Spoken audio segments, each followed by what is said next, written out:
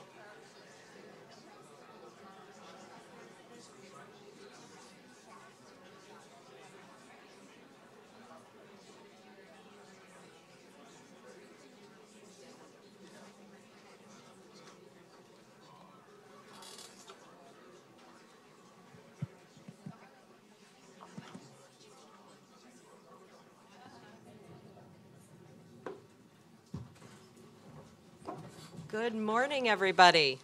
Bienvenidos a todos. I am Rebecca. Yo soy Rebecca Winthrop. I'm the director of the Center for Universal Education, and I am so pleased to welcome everybody on this beautiful, beautiful Monday morning. It is not thunderstorming or raining as we had feared, so this is a sign of good things to come for the day. Many, many thanks, especially to all of you who have traveled far and wide to join us. Greetings to the many people who are joining us on webcast. I think we have hundreds and hundreds around the world, so thanks to all of you for joining us too. It's a real pleasure to be here with my friend and colleague, Emiliana Vegas. We are co-hosting this year our annual Center's Policy and Research Forum with the IEDB's Regional Dialogue, and it's a real pleasure. So thanks to your team for being such great collaborators. Thank you, everybody. As Rebecca said, I'm Emiliana Vegas. I have the honor of leading the Education Division at the Inter-American Development Bank, where we support countries in Latin America and the Caribbean to help achieve learning and skills among all its youth to help the region reach its full potential. We are especially pleased to welcome ministers and authorities of education from Latin America and the Caribbean who are here today to join us, education innovators from all over the world, funders, policymakers, and practitioners to explore the promise of leapfrogging in education. Please note that there are headsets for simultaneous translation below your seats if you should need them. Por favor, encuentren sus audífonos debajo de sus asientos. You can find your headsets under your seats for those of you who need it, and then you can follow simultaneous interpretation channel 2 English, channel 10 Spanish, and you simply click on the arrow. To take to social media and to carry on the conversation in English and Spanish with the following hashtag. Ampersand. Pound future edu. Hashtag. Number sign. Today's symposium is focused on the citizens of the future, innovations to leapfrog global education. This topic is especially important to us at the IEDB because we are the region that has achieved the fastest growing rates in enrollment, but yet our children and our students are not getting the skills they need to succeed. In all the international assessments of student learning, Latin American students are in the bottom end of the distribution. So we want to learn from innovations that can help our region make this jump and not follow the normal trajectory, because if we continue in the path we've been, we'll really never reach the levels of learning that we need to advance. This is also a very unusual event. You'll have the chance to listen to experts, ask them incisive questions, to be listened, and even to experiment and interact with innovators. We encourage your active participation and invite you to collectively reflect on the next steps to strengthen and make grow the community of innovators of all kinds. Because when we talk about innovation, we do not just talk about technology. We speak of a creative way to face challenges with which educational systems and teachers have dealt with for years, and also the new challenges to come. And we also speak of opening ourselves to alliances and collaboration among different stakeholders, different sectors, to ensure that every young person develops the set of skills they need to be successful and reach their full potential. We are very happy to work with the Center for Universal Education at Brookings. QE also cares deeply about this topic, has been leading the research agenda led by Rebecca here on leapfrogging in education, and this symposium serves as the launch of their book, Leapfrogging Inequality, Remaking Education to Help Young People Thrive.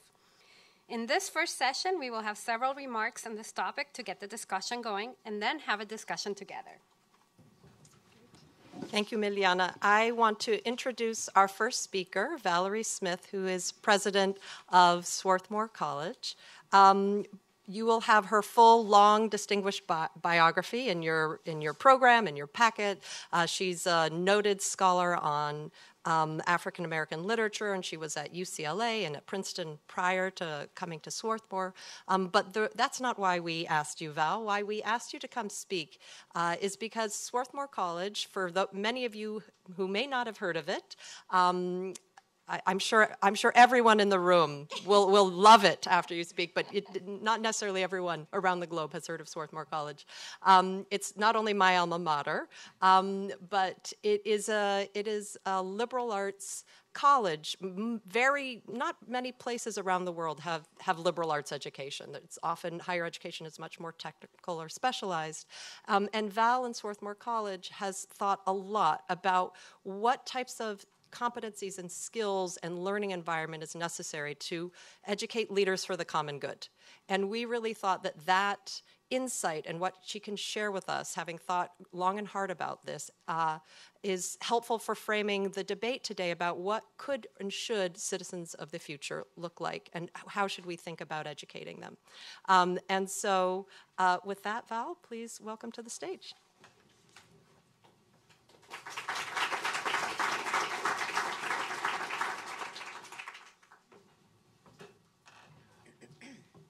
Good morning, everyone.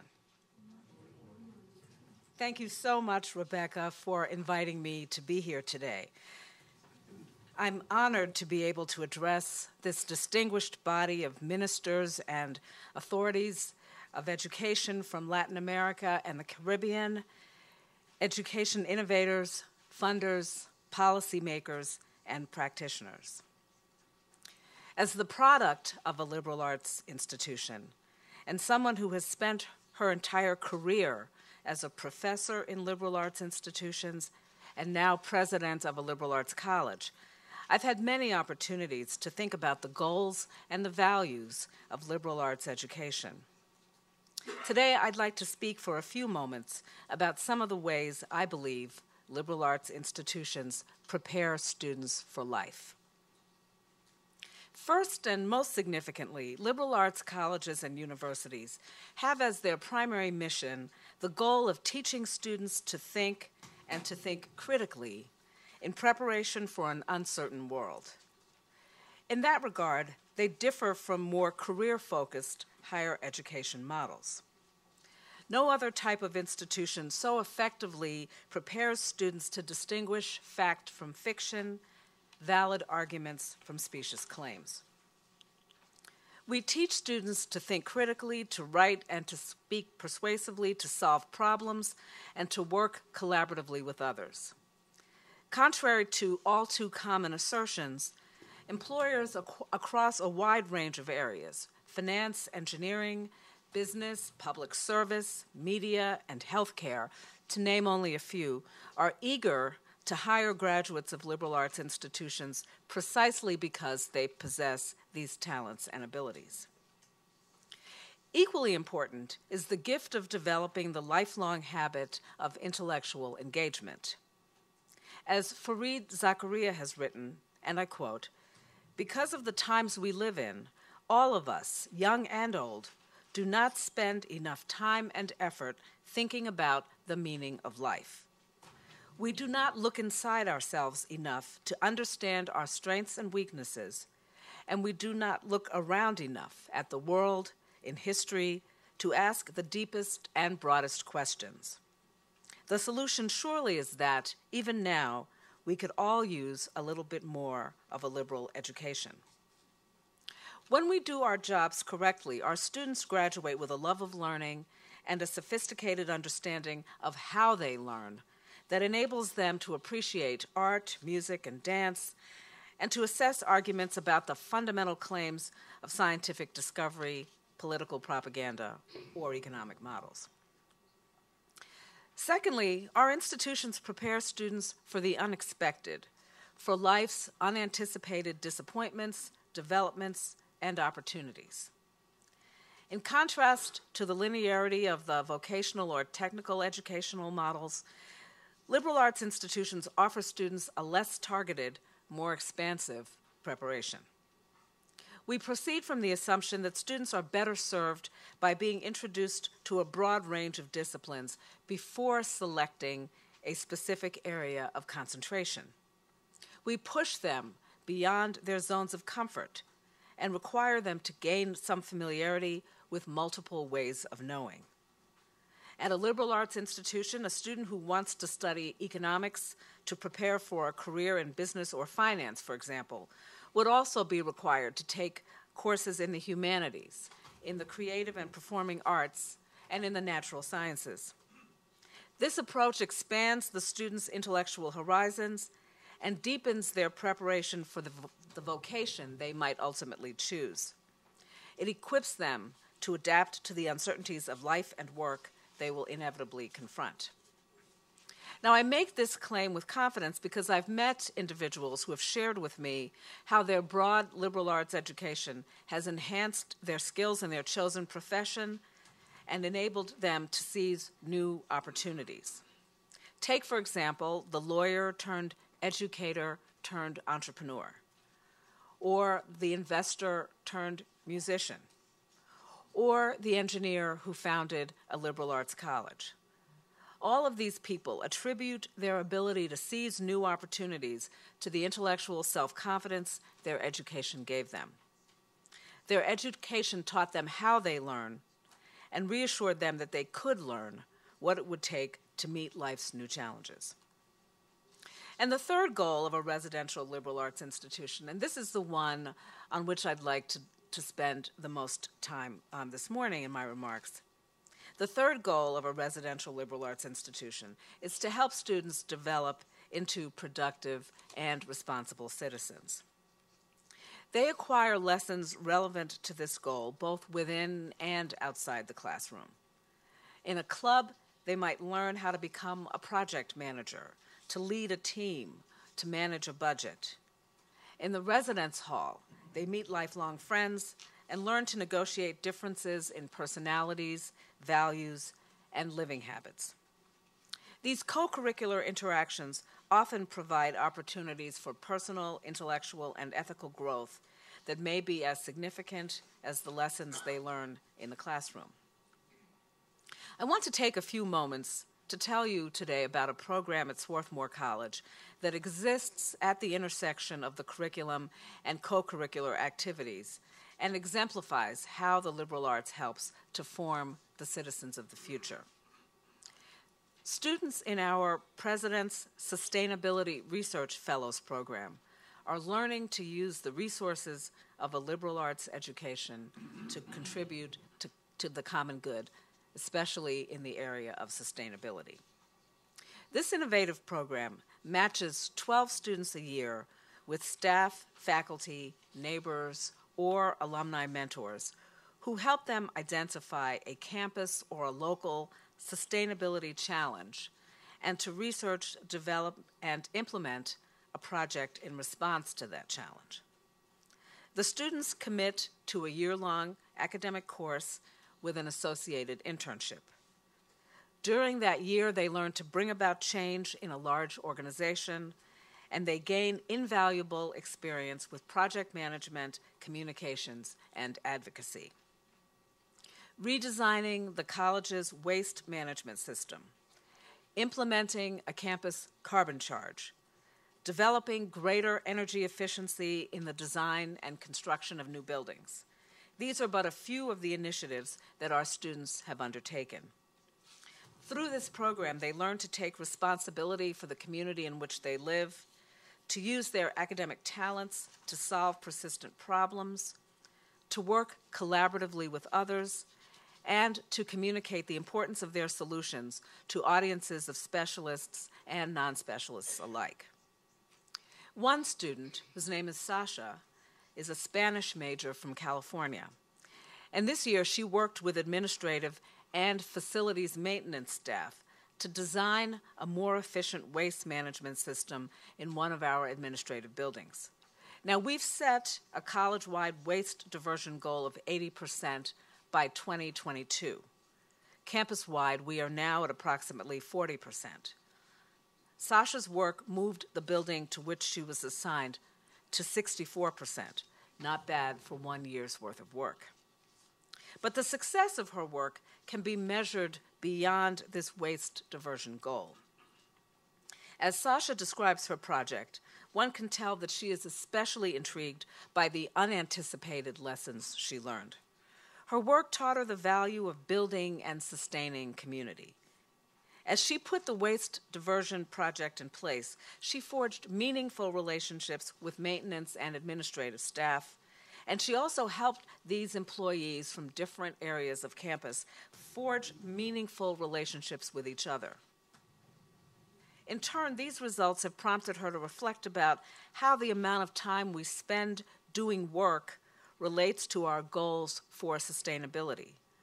To what extent, she asks, do our workplaces, and I quote, demand so much from people that we have created a system that forces us to sacrifice stronger social relationships, health, and the environment for our work, end of quote.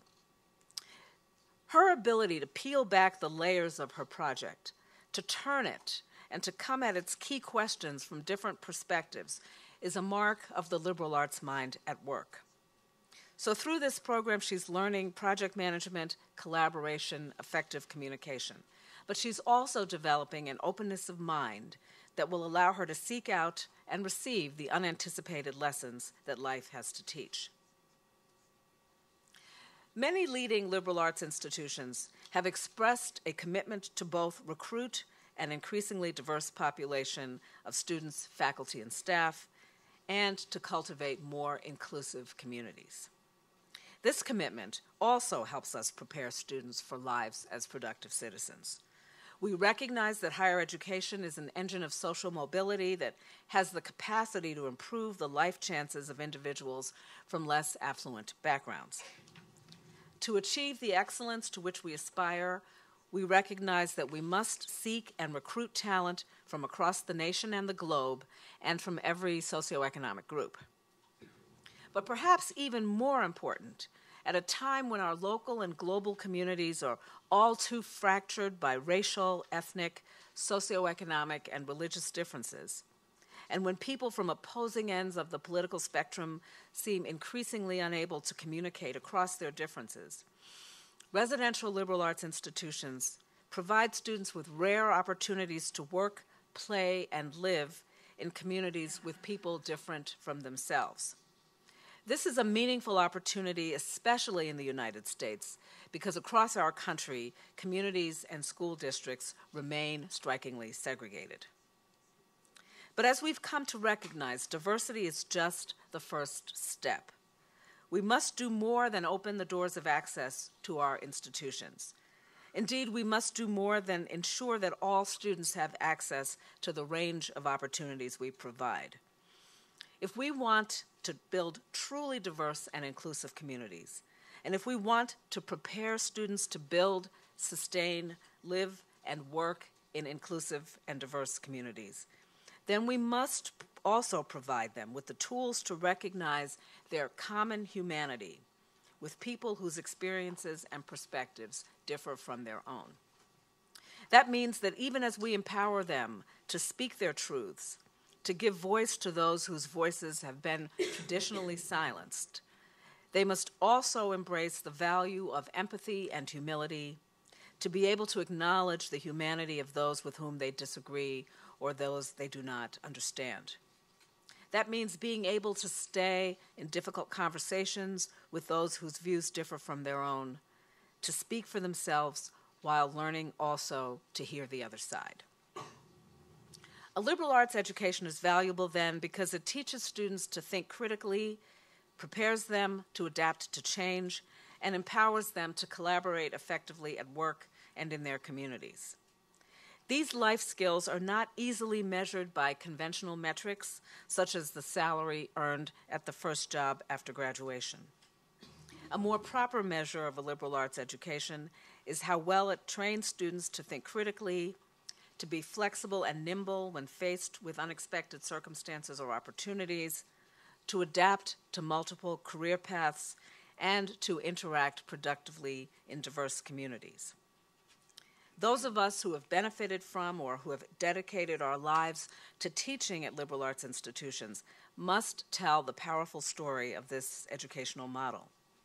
In that way, others will see how a liberal arts education can transform the lives of those it touches and prepare them as citizens to solve the most persistent and complex challenges that face societies across the globe.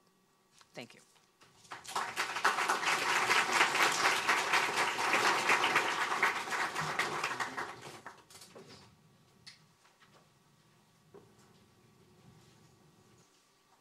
2030, over half of the world's young people will reach adulthood without even the most basic high school level skills.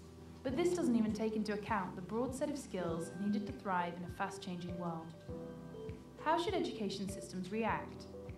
Traditionally, educational progress around the world has followed one linear path, and the pace of change is quite slow.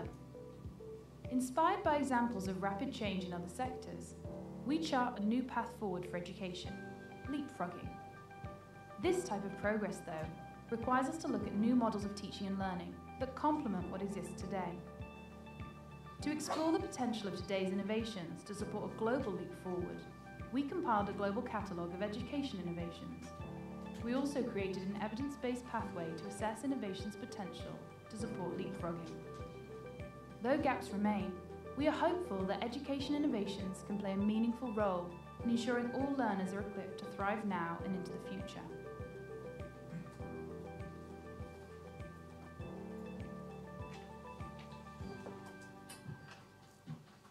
Thank you. Thank you to the comms team. Now I don't need to give the talk. You got the synopsis of the book.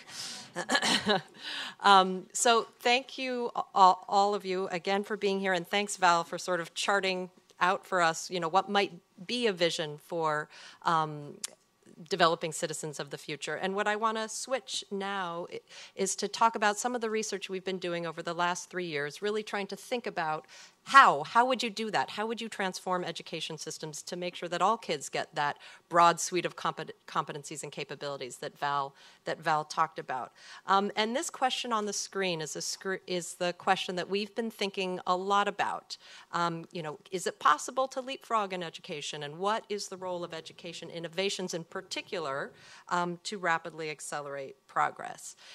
We've been writing blogs and articles and reports, and we're very happy to share with you the culminating piece of the research is this book, Leapfrogging Inequality, which we are launching today, and I would be remiss without thanking many, many people who have participated in its development, including especially my co-authors, Adam Barton and Eileen McGivney.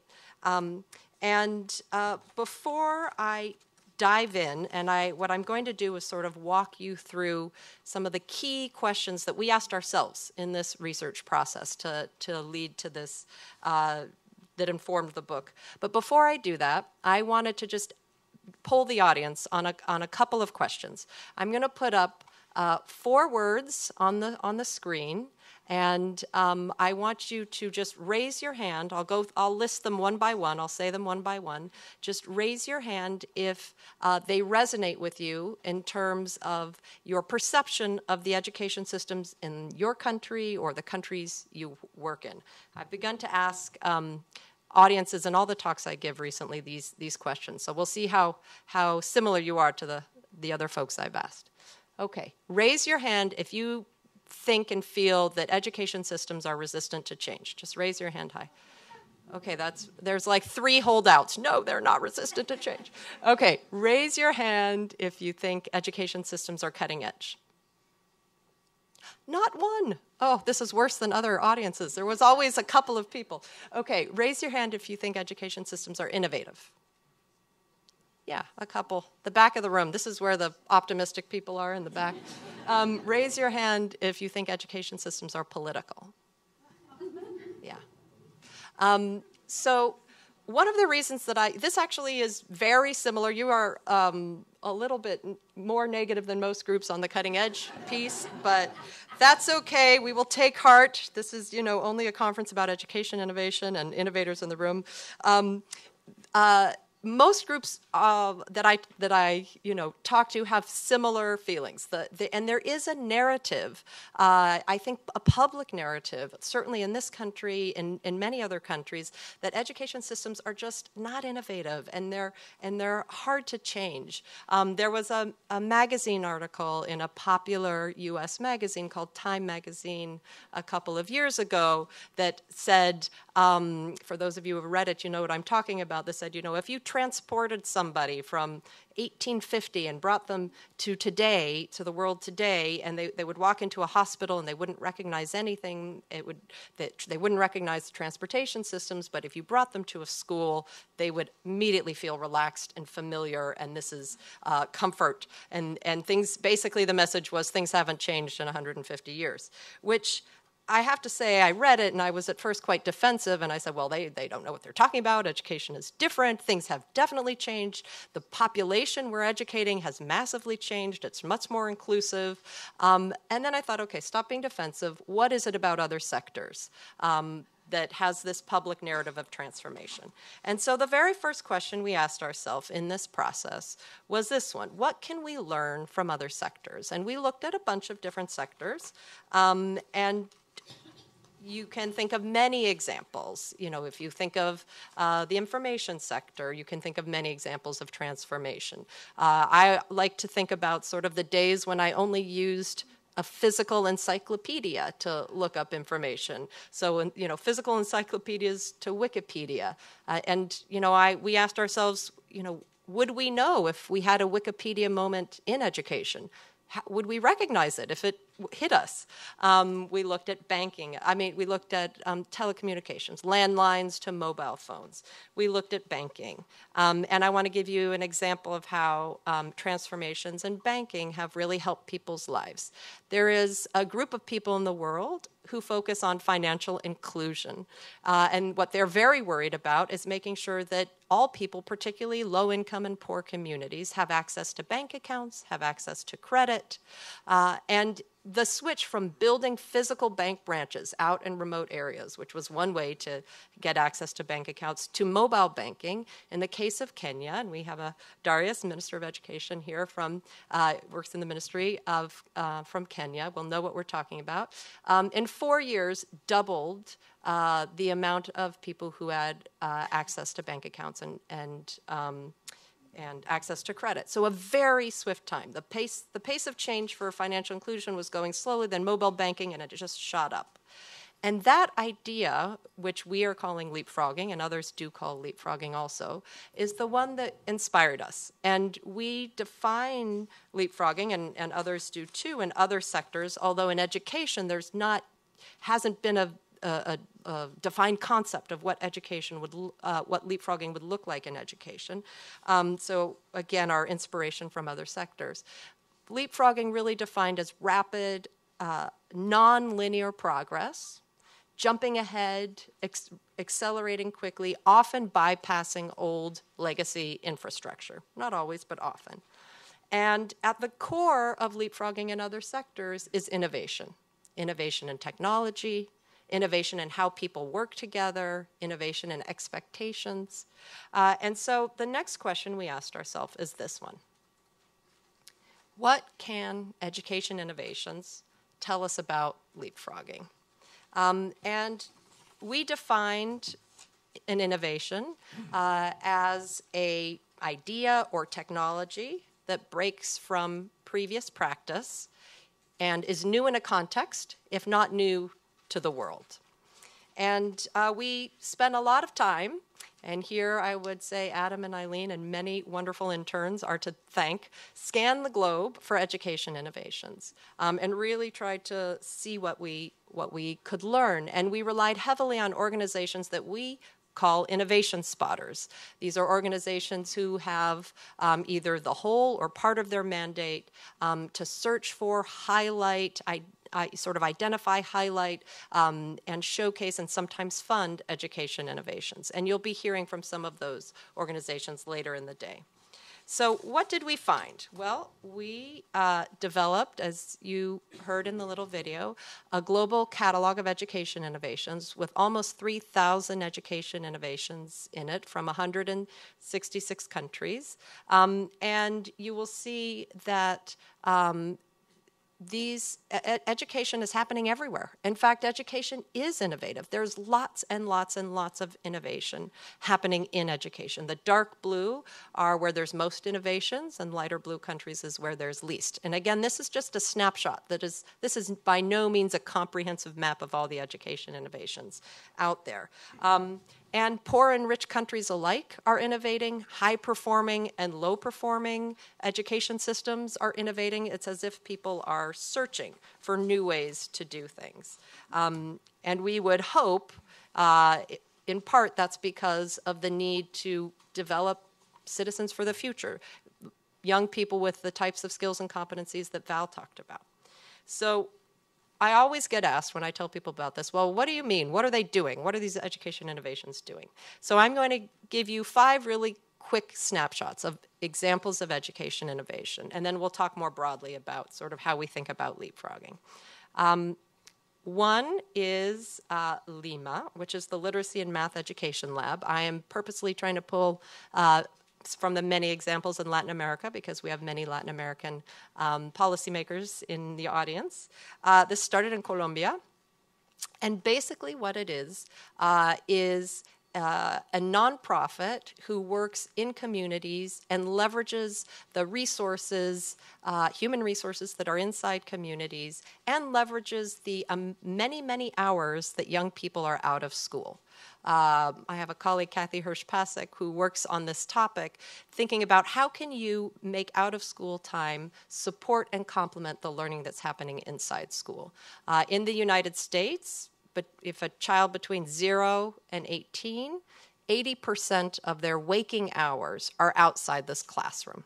I would venture in the developing world, it's much higher because you have shorter school days in most countries. Almost 90% of time is outside the classroom, waking hours.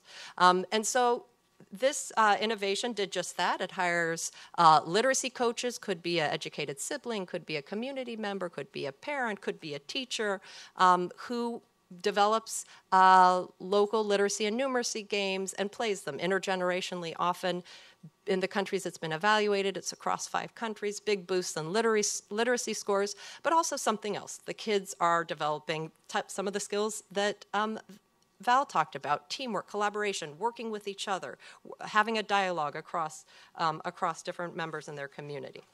So that's one example. And we argue that for leapfrogging, we really need to do the types of things that Lima does more often, which is diversifying the people and places where learning takes place.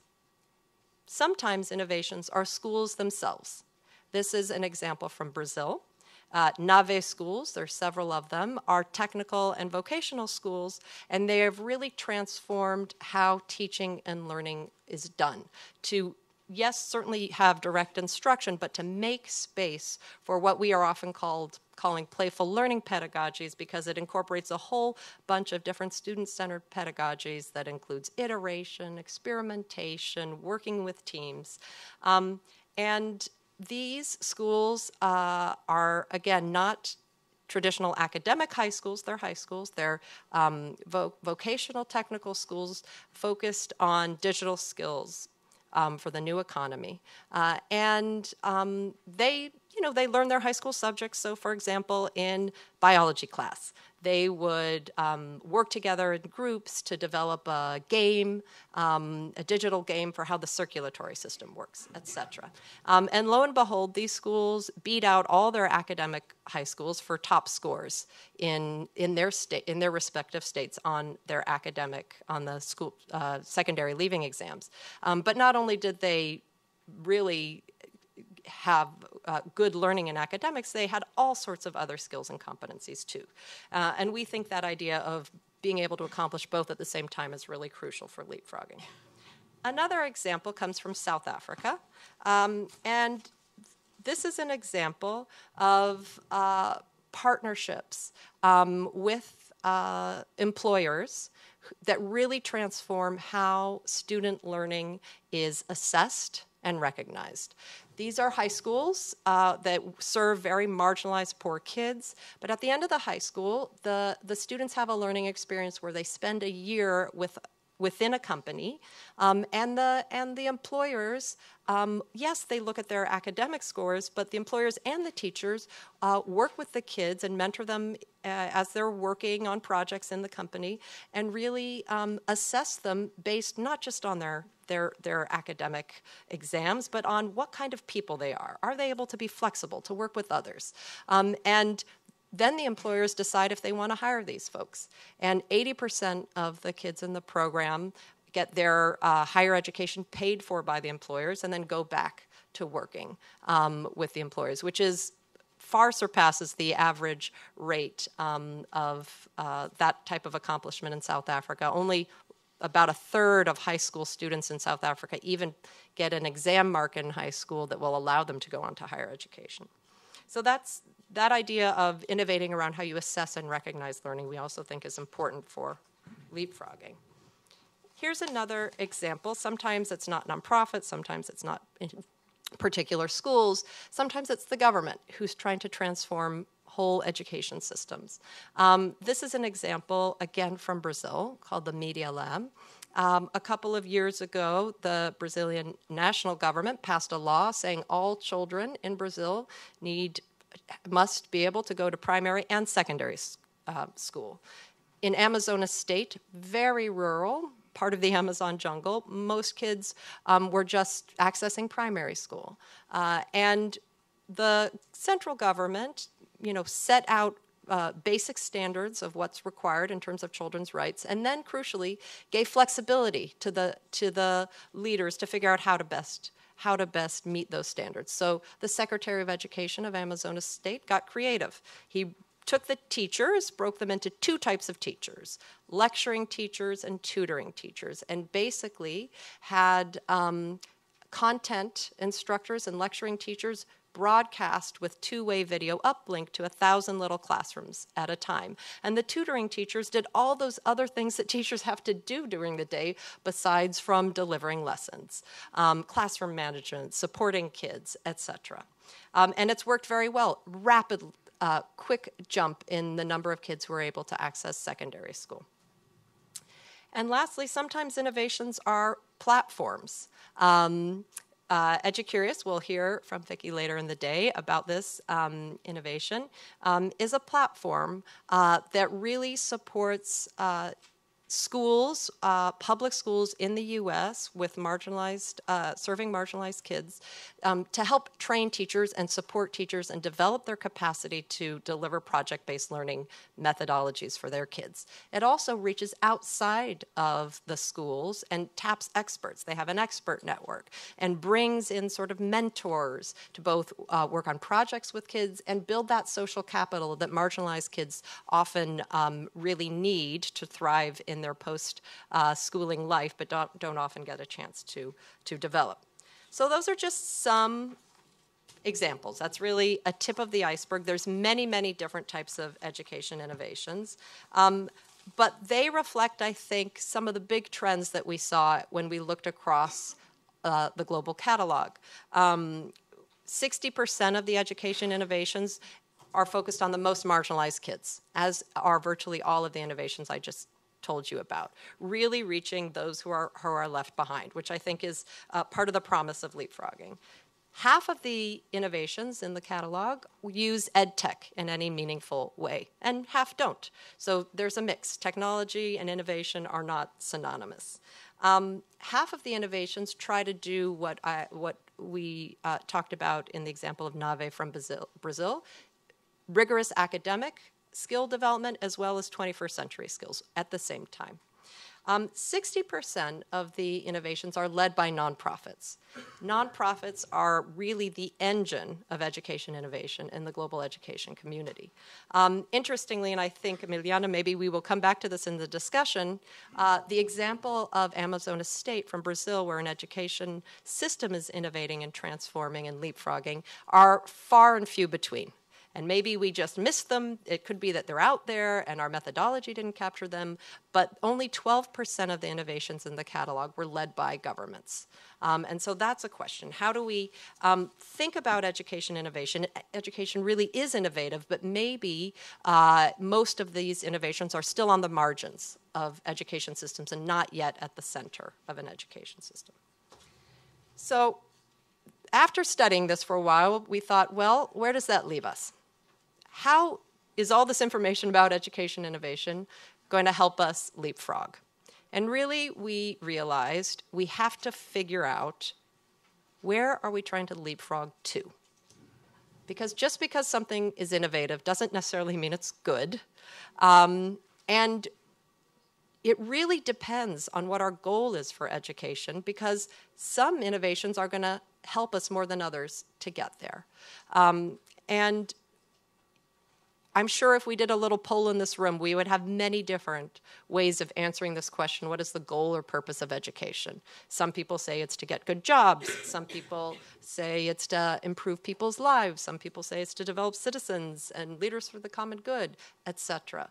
So part of what we did is step back and think, what are the big issues that most education systems are grappling with that leapfrogging will need to address? And we came up with the twin problems in global education.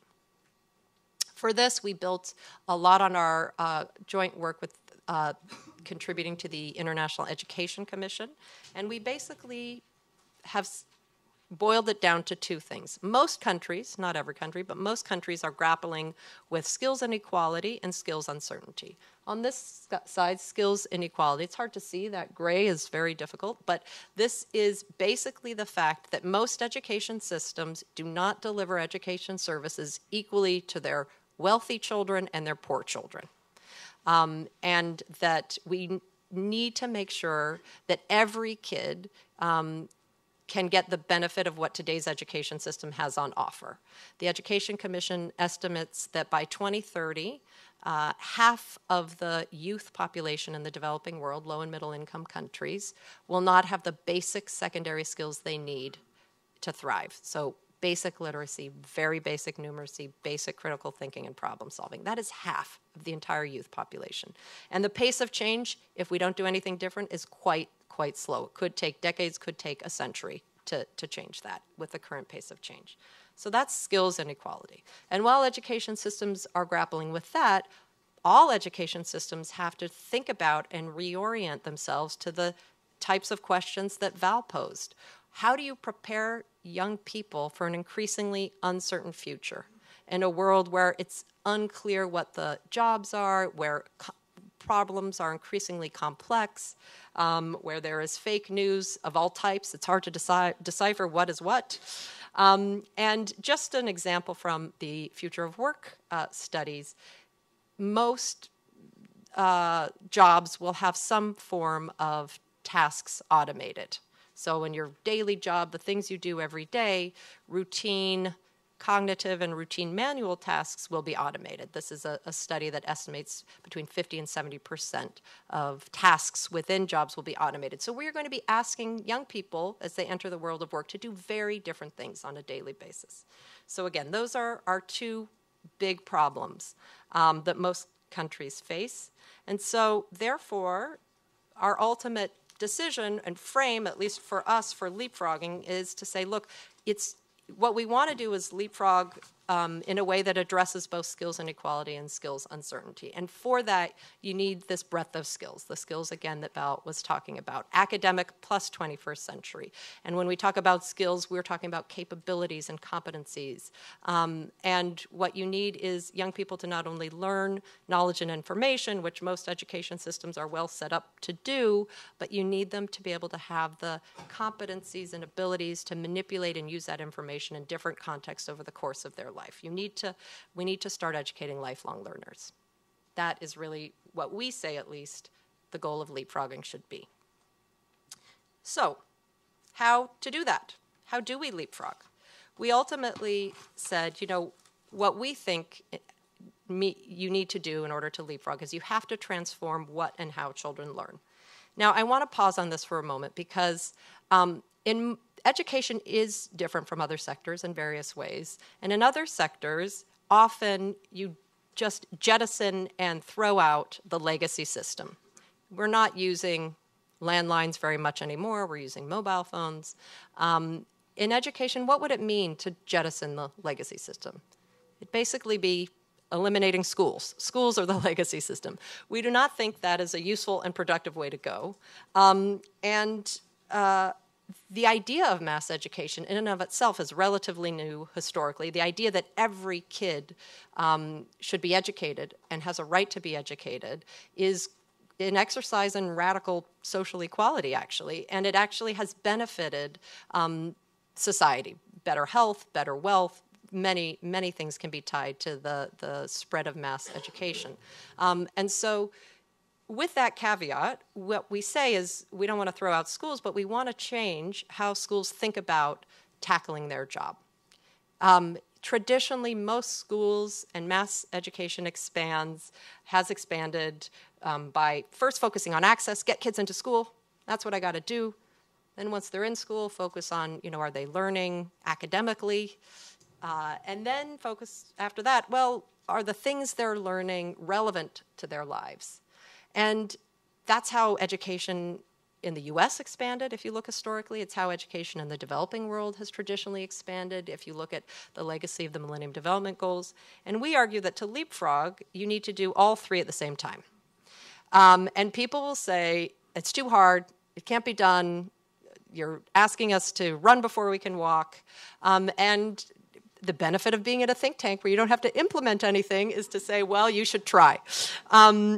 So we spent a lot of time scanning the landscape of existing evidence around what data says about transforming what and how children learn.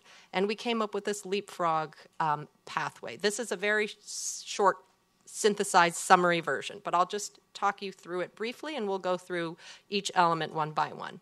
The two blue elements at the top are core elements. We think both of these are really needed in order to leapfrog to a place where all kids can develop a full breadth of skills. You need to transform teaching and learning so it's more student-centered, and you need to, alongside that, transform how that teaching and learning is recognized, how you assess, how you progress, and verify that what kids' skills are. Underneath that, the green and the yellow are support elements. These are things that we think, given the scope and scale of the education challenge, are really important to leverage, but are not absolutely necessary in every given context. You need to diversify people and places. You need to increasingly use data in a way that's results-oriented. This is what the real leapfrog pathway looks like, and I will spare you going through every little box one by one and give you sort of the highlights from each. But I mainly am showing you to make the point that we set out a continuum. There's steps along the way, destinations along the way, because, of course, leapfrogging very much depends on the context from which you are starting. So let's go through teaching and learning.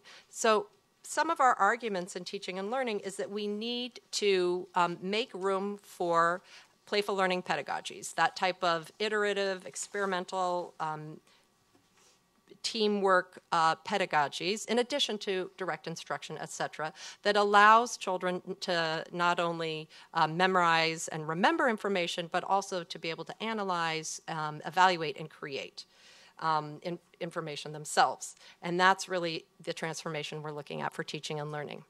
In terms of what all the innovations that we studied are doing vis-a-vis that, a whole bunch of them, almost 70%, are employing playful learning pedagogies. And this is interesting. This is the part, and part of why we have started to have a panel later today on teacher training, but only 9% of them are actually working to support and develop teachers' own competencies and abilities to deploy those playful learning pedagogies. So what is that disjuncture about? We will talk more about that with Jenny Anderson and the panelists. Secondly, recognition of learning. Again, this is about how you assess and progress students and verify. And remember the example of Go for Gold, where the employers looked at exam results, yes, but they also had other ways of recognizing learning. Not very many folks in the global catalog are innovating in this area. 15% of the innovations are really focusing on much more individualized progression. Only 2% doing the types of things that the Go for Gold program did. People and places. This is the example of adding to, like Lima adds to, a licensed teacher in a classroom, adding to their ability to help children learn by bringing in different experts, different tools to help with the learning process. Again, Lima did this with the board games. EduCurious does this with the expert network. In some ways, the Media Lab in Brazil did this by splitting the teaching profession into two. And a lot of people, education innovations, are working on what we call unburdening teachers. So really trying to help take away some of the tasks that teachers have to do, or do them in a way that's much more creative and helps elevate teachers so they can focus on the instruction they need to do. And this includes things like tools that automate administrative tasks, which we know teachers are all around the world are burdened by. It includes crowding in expert community help from the examples I gave earlier. It includes splitting changing the different roles of teachers, etc. And we will have a discussion about this with Greg right after this session. The other piece around technology and data, we used the SAMR model, which those of you, I'm sure Hadi in the EdTech space is quite familiar with, and others who work in this space are quite familiar with. It's substitution, augmentation, modification, and redefinition, which is, and we argue that educational technology that just substitutes for an analog function or augments what an analog function is already doing could be fine, could be good, but is not going to transform what and how kids learn. What you want is educational technology that modifies or redefines what's possible, like in the case of the Media Lab, totally redefining what was possible in Brazil. Only 20% of the education innovations that we studied really used technology in a way that modified or redefined what was possible. So in conclusion, we are optimistic about the potential to leapfrog. There is a need absolutely to think very carefully about the teaching and learning process, and particularly the enabling environment, about how to scale some of these innovations and bring them from the margins to the center. Thank you very much.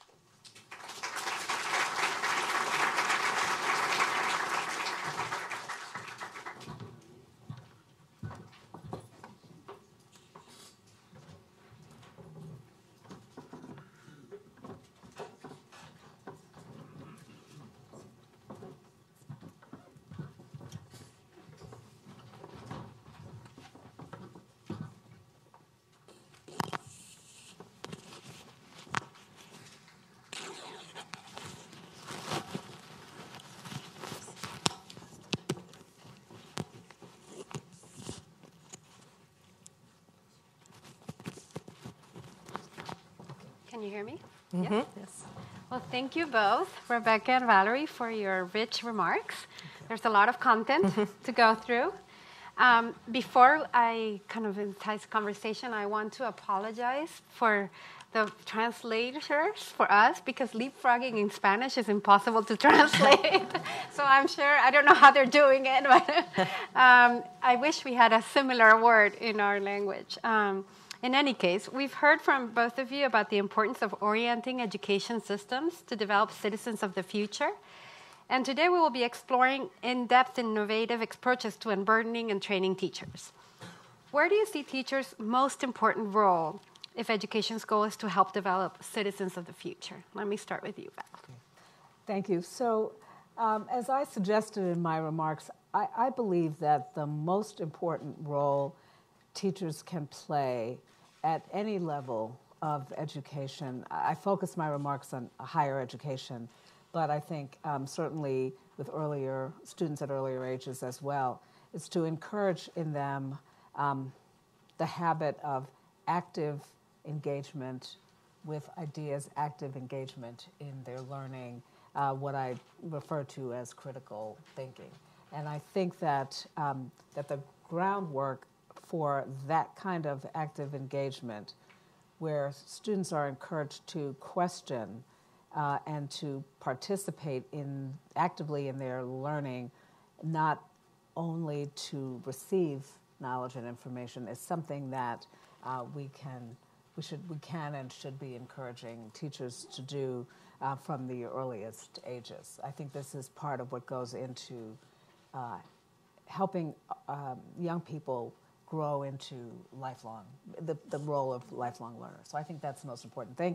But I also hasten to say that that teachers at all levels would benefit from support and encouragement to figure out how to develop that capacity and expand it over the course of their careers.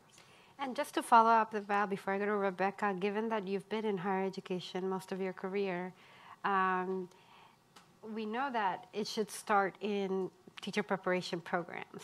So teachers, as students, being, having the experience of being able to question and be curious and try new things. And do you see that evolving in at least in the U.S. where you're more familiar? And how hard is it to do that in higher education? I think it's very hard. I mean, I think it's evolving to some degree, but I don't think it's evolving quickly enough.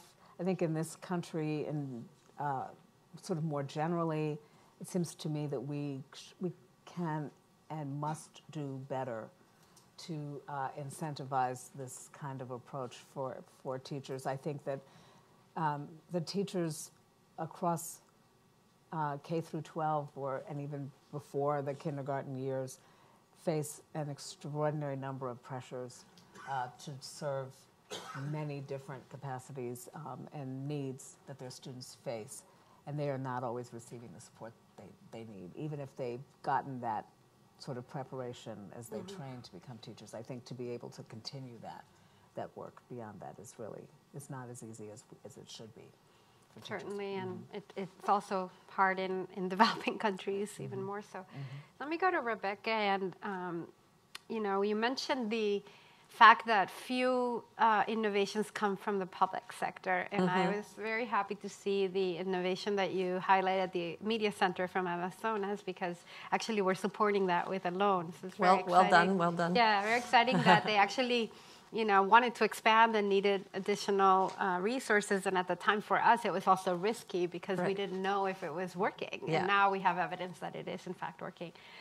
But we have a lot of government officials in the audience. And can you tell us how you think the respective roles of government, the private sector, and civil society can work together for educating our students, our citizens of the future? Right.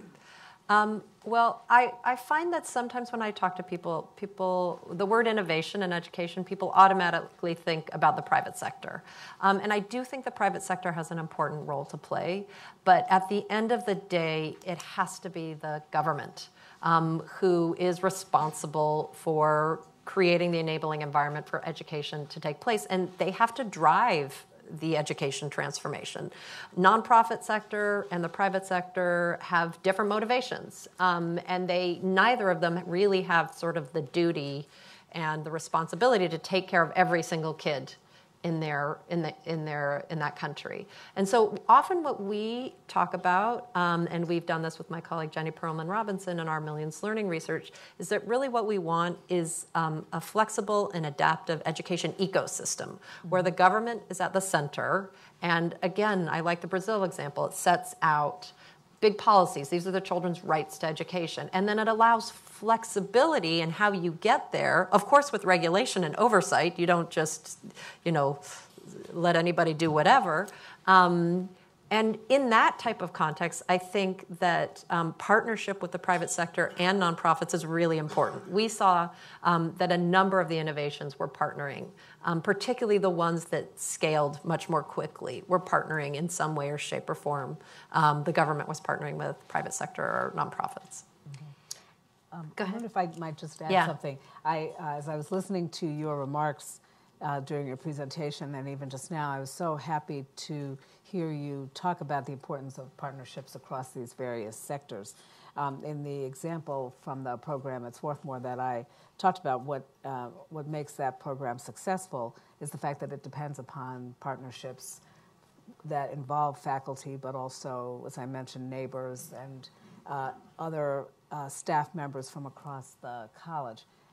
What's so important to me about that, the idea of partnership, is that it indicates that the responsibility for education is really shared ultimately, and that it relies upon a sort of distribution of responsibility across various sectors. And to the extent that we are thinking about the future of our global community, I value the opportunity to create opportunities for students to be able to learn from many different places and sites. Absolutely. And, in the two presentations, and particularly in Rebecca's, we kind of hear three words that are constantly present when we're talking about citizens of the future: leapfrogging, innovation, and technology. Are these three inseparable? Can we think about leapfrogging without technology? Can we think innovation without technology? So how do we advance and clearly reach our goal of citizens of the future, and do we need all three? I guess that's my question. Do you want to go first, Val? I'd like you to take that. So we thought actually a lot about this and got into some heated arguments with folks who work in the ed tech space who have, good colleagues, good debates, saying, there's no way, their argument was there's no way you can scale education transformation without technology. Mm-hmm. And our argument was, well, maybe, but you also have education systems in places where they don't rely heavily on technology, and they have really good policy. And I think about Finland as an example. And they're absolutely innovating and doing all sorts of interesting things, and we'll hear about that from Saku later in the day. It doesn't have to be present. I think half of the innovations in our catalog used ed tech in a meaningful way. I think where we see ed tech being transformative, it's really about reaching the most marginalized kids faster and quicker in ways where government seems to be a long slog. So, I think you should try both, frankly, and see where you get to. Mm-hmm. Do you have anything to say, Ad? I'm trying to. Wow. What do I think about this? I guess I think I would be reluctant to say that you cannot distinguish these three categories from themselves. I guess partly because I think the space of innovation needs to be able to be open to lots of different possibilities. And I guess I'm trying to figure out where and I think my concluding remarks sort of raised questions about this, because part of me is also thinking about the extent to which innovation is required to help enrich the human dimensions of educational innovation and the creation of opportunities. And so I just sort of want to always be thinking about where the human dimension, the human contact sort of fits into all of this, and to make sure that we are not leapfrogging the benefits of those individual, more intimate relationships as we think about innovation for the future. That's a very good point. Let me just ask Rebecca to tell us if you have next steps on your Leapfrog research before I want to take some questions from the audience too. Yeah. So yes, we do. We are primarily thinking about three things. One is part of sort of the dissemination of the book, and we have this global catalog up online, although it's not very searchable and it's not very helpful. So we often get requests, and if anybody has a request, people say, can you tell me in sub-Saharan Africa all the ed tech innovations? So we will start pulling that for people and putting it online. So please send us your requests. That's a small one.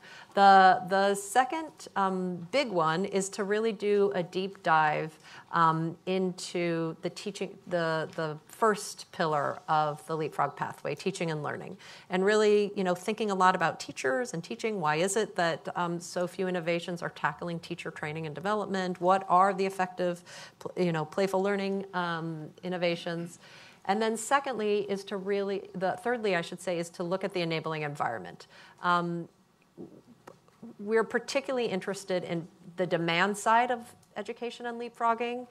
We did 100 interviews with 100 thought leaders for the book, and all of them had examples of, from ministers of education on down to classroom teachers, had examples of trying to do innovative, very leapfroggy things, and parents pushing back in one way or another. So we're particularly interested in learning a lot more about the demand side. And if we could all leapfrog, would parents and students be ready? And maybe that's separate. Maybe students would be ready and parents wouldn't, or who knows? We'll see. But we'd love to hear any of your thoughts also, or experiences you have in relation to to that demand side. And before I go to questions from the audience, I want to mention that the IDB is collaborating on a new innovation and research laboratory for Latin America and the Caribbean. And we have a webpage that I invite you to see. It's called SUMA, S-U-M-M-A, edu.org. And there you can find a very actually user-friendly website with what is the international experience on what works in education, adapted to Latin America and the Caribbean, and in 3 languages, but also the 50 innovations around the world that have been evaluated and shown some evidence of impact with guides as to how you could actually adapt them and implement them. So I highly recommend that. And now let me take questions from the audience. We'll start from the back. Is there someone with a mic? Yeah. I'm sure mics are coming, but I don't know where they are. I'll see if I can talk about that. Oh, 1 second. No, the interpreters we need need mics. And also the 1 second. Mics to the room. Is anybody out there? I bet you someone's watching on a screen. Tyler, can you run some mics? Someone Can you wants please to get run some mics? Okay, here we are. There we are. They've arrived. Over there.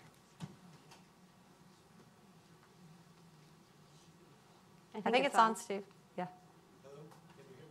Yeah, do you mind introducing yourself and naming your institution briefly, and then go ahead. Steve Cleese, University of Maryland. Maybe this is... I'm not sure. Mic is not working, It's definitely sorry. not on. Steve Cleese, Yes. University of Maryland. Maybe this is mostly for Rebecca, but also for Val. You're using skills as the goal. And skills has a narrow interpretation too often of workplace skills. Yeah. I'm sure you're using it more broadly than that. But the question of innovation that changes attitudes, personal development, moral development, the broader purposes of education. So I guess my question is what are you not including in the term skills? And shouldn't there be innovation for other parts of education? Mm-hmm. Thank you. Want me to answer? Actually, Steve, I'm really glad you brought that up, because one of the things that I've noticed is, particularly for the Americans and the U.S. audience, the term breadth of skills, which seems to work much better overseas, is interpreted narrowly. So thank you for the question. What we really do mean, and this came out of some of the work we've done in the past with colleagues with UNESCO on the Learning Metrics Task Force, and looking at the broad areas and domains of competencies that young people need to develop, is that full sort of broad suite of competencies and capabilities and skills that young people need. So I think it would probably include the broader vision that you're talking about, Steve. I don't know, Val. Right, I would like to add just a few things about that, because I think, as my colleagues and I reflect on what it means to prepare students for their lives as citizens, I think that is over and above preparing them for their career path. And I think it's also about, so the focus on how one lives in community, how one operates as a political subject in the world, takes responsibility for one sort of civic role. I mean, I think sort of all of these dimensions have to come into play.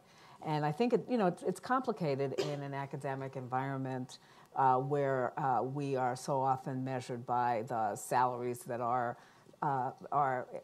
alumni make, the first job out, and that kind of thing, and where students and their families are really focused on what will I do, how will I support myself, my family, repay debt, so on, right? But I think that, and I think also, it is not, in fact, the case that many of our faculty colleagues feel that they are equipped to support students and others through this, through a broader, more sort of expansive vision of what education means, or the relationship between curricular and co-curricular experience. But I do think it's part of our responsibility, and I think this is where the innovation part for us comes into play, is trying to figure out with whom we might consult, how to learn together, how to take on the posture of a certain kind of humility to learn together what goals we need to be setting for future generations. But I think part of it is about how do people build a life within a community, not just build a career path. Great. Let me go back there to the lady with the blue shirt. Yes. Hi, my name is Sucheta. I'm from India. I represent an organization called Dream a Dream. So my question, I'm wondering, you started by somewhere, Rebecca, you said that there are more children in school today than ever before. And this is even true in India, where even with such a large population, we have almost 97% of children enrolled in school. So then I wonder, why is there a resistance to change? Why are innovations on the margin? And I have some idea about India, but I would love to hear your thoughts around what do you think is globally the reason that leapfrogging is still on the margins and not become mainstream? I think that this will be a question we should discuss throughout the day, and I'm sure you have your own experiences. But I think there's something with this idea of you must do access first, and then quality, and then relevance. I think this is dominant logic. That is powerful, and it makes a certain amount of sense too. I mean, like, kids aren't in school, get them into school first. That's first and foremost.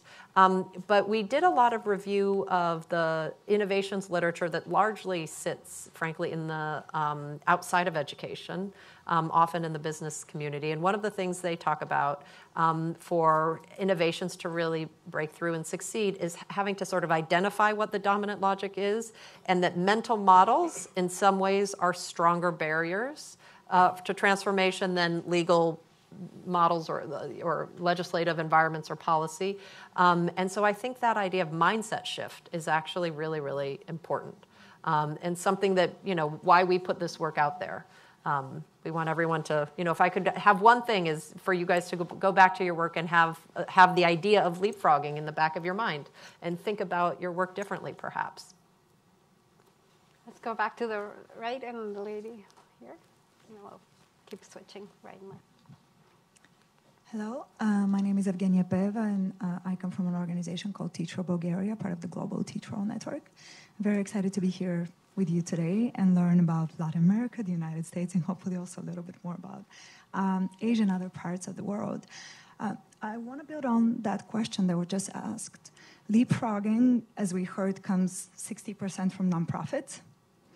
The other parts maybe come from some business and some policy makers. I want to understand what could be mechanisms to help, especially the public sector, which Rebecca rightly mentioned, is the key holder of scaling those innovations. What can they learn from your research, and what are some aspects of their work that could change, or what are some levers we could introduce in our collaboration with them so that these innovations are scaled more effectively? Thank you. Do you want to No, I think tackle? Okay.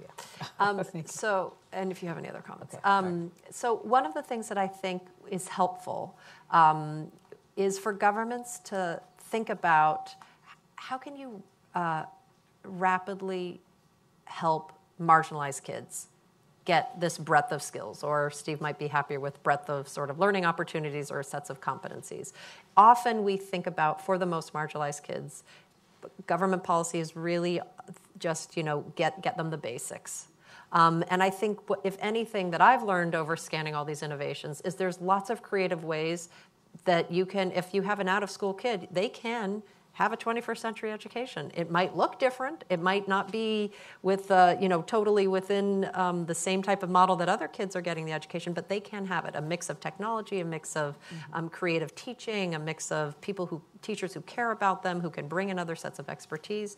It is possible, and I don't think we're doing any favors to say, poor kids first need to, get in school and learn to read and write, and that's sort of the floor. I think we're not doing them any favors. I think they will learn better and progress better if you try to be a little more ambitious. So that might be my number one recommendation. So I see someone who's in government who wants to pitch in. So I'd like to invite Miguel Bressner to give your view of how governments can innovate. No, my question was if we can discuss a lot about how government should innovate, and I think it's part of the day-to-day.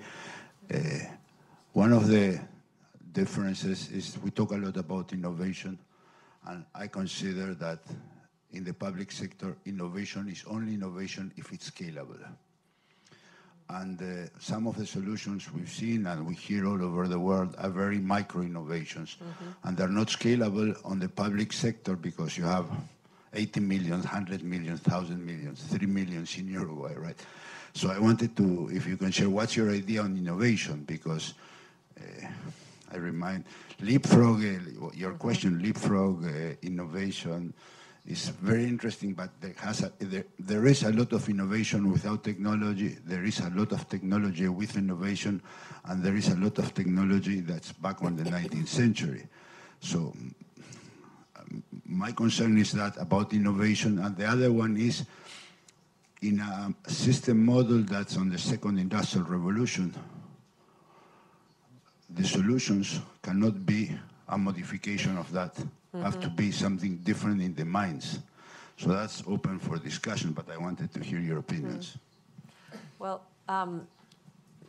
everybody should go see Miguel's conversation at lunchtime if they want to hear how Uruguay really, the public sector did some transformation of education from the government-led. So you will have a lot to say about this equally as I, Miguel. But it's an interesting question. We debated this idea of, are we going to scan the globe for education innovations and really just look at those that have rigorous randomized controlled trials for effectiveness and or are proven to be scalable on sort of across a large number of students? And we debated internally, and at the end of the day, we decided, no, we're not going to do that. We're going to define innovation like we said, you know, an idea or technology that breaks with current practice in a context, if it's new there, not necessarily new to the world, because part of what we wanted to do was see what's on the horizon, what's coming down the pike, what is happening that might be just micro at the moment, but has the potential maybe in 10 years to really transform how we think about education. And you're not going to capture the innovations that are just sort of emerging and perhaps the most cutting edge if you require some of, you know, broad scalability or broad sort of very, very rigorous evaluation. So we have a full mix. I mean, some of the innovations in the catalog reach 150 million learners, so really, really big. And some of them are teeny tiny. They reach 150 learners. So that's part of the reason we did that. I do think that, again, part of the next steps and part of our challenge collectively as an education community is to try to think about what innovations are most promising for the public sector to take on. How could we sort that? How could we help policymakers make their own decisions and decide, you know, what are most relevant for them? So that's part of what we're interested in exploring with this enabling environment work. And I just wanted to, I guess, maybe respond as well from the vantage point as my vantage point as leader of a very small liberal arts college tucked away in suburban Philadelphia, in the suburban Philadelphia area. I mean, we often ask ourselves about the question of scalability. I mean, we feel that we are, in some ways, I mean, sort of trying to shape lives one life at a time. But part of the mission of the institution, by inspiring our alumni to think about the impact they can have on the world, is that I think we realize that there's something profoundly optimistic in this model. We feel that the individual lives we touch are inspired to try to become innovators in whatever sphere whatever sphere in which they find their life calling. And so that these individual lives actually have the potential to have broader impact, that's one. And secondly, as we attract an increasingly global community of students, I mean, we're finding that our alumni are being able to have a broader impact across the globe. But I think at institutions like Swarthmore and other smaller institutions like our own, we do recognize that there are some concerns about the scalability of this model and of its optimism. So I see a lot of hands still, and I'm very sorry that our time has come up. I want to thank Val and Rebecca for their excellent remarks and now this conversation. We have a very full day ahead, and as you will see from the agenda, that hopefully you picked up at the entrance, we have next a terrific panel on unburdening teachers. As I mentioned earlier, there are headsets underneath your seats for simultaneous translation. The next session will feature a Spanish speaker, so please, for those of you who don't understand and speak Spanish, you will need to have your headset, and channel 2, I believe, is for translation into English. Following that next session, we're going to move into lunch for 4 simultaneous discussions diving into questions around EdTech. Please take a look at your packet and for a short write-up for each of the sessions, and make sure you select because they're on a first-come, first-serve session. Later in the day, we'll hear from innovators themselves. This will be also a simultaneous session. You can find more details about it in your packet. We are excited to have innovation spotters here, those showcasing and highlighting innovations to better understand how innovations work on the ground. So please, save time for them. And finally, we will close the day with a chance to network with each other and the showcased innovators over wine and cheese. There will be quite a bit of moving around today from rooms, so please be sure to keep an eye on your belongings and take them with you anytime you change rooms. We also ask that you put your interpretation headsets back on your chairs when you leave any room. And now I would like to welcome Jane Demian Ehrenfeld to the stage. Jane is the Executive Director of the Center for Inspired Teaching and is going to lead a short activity to get us moving before the next session. Jane, thank you. Thank you.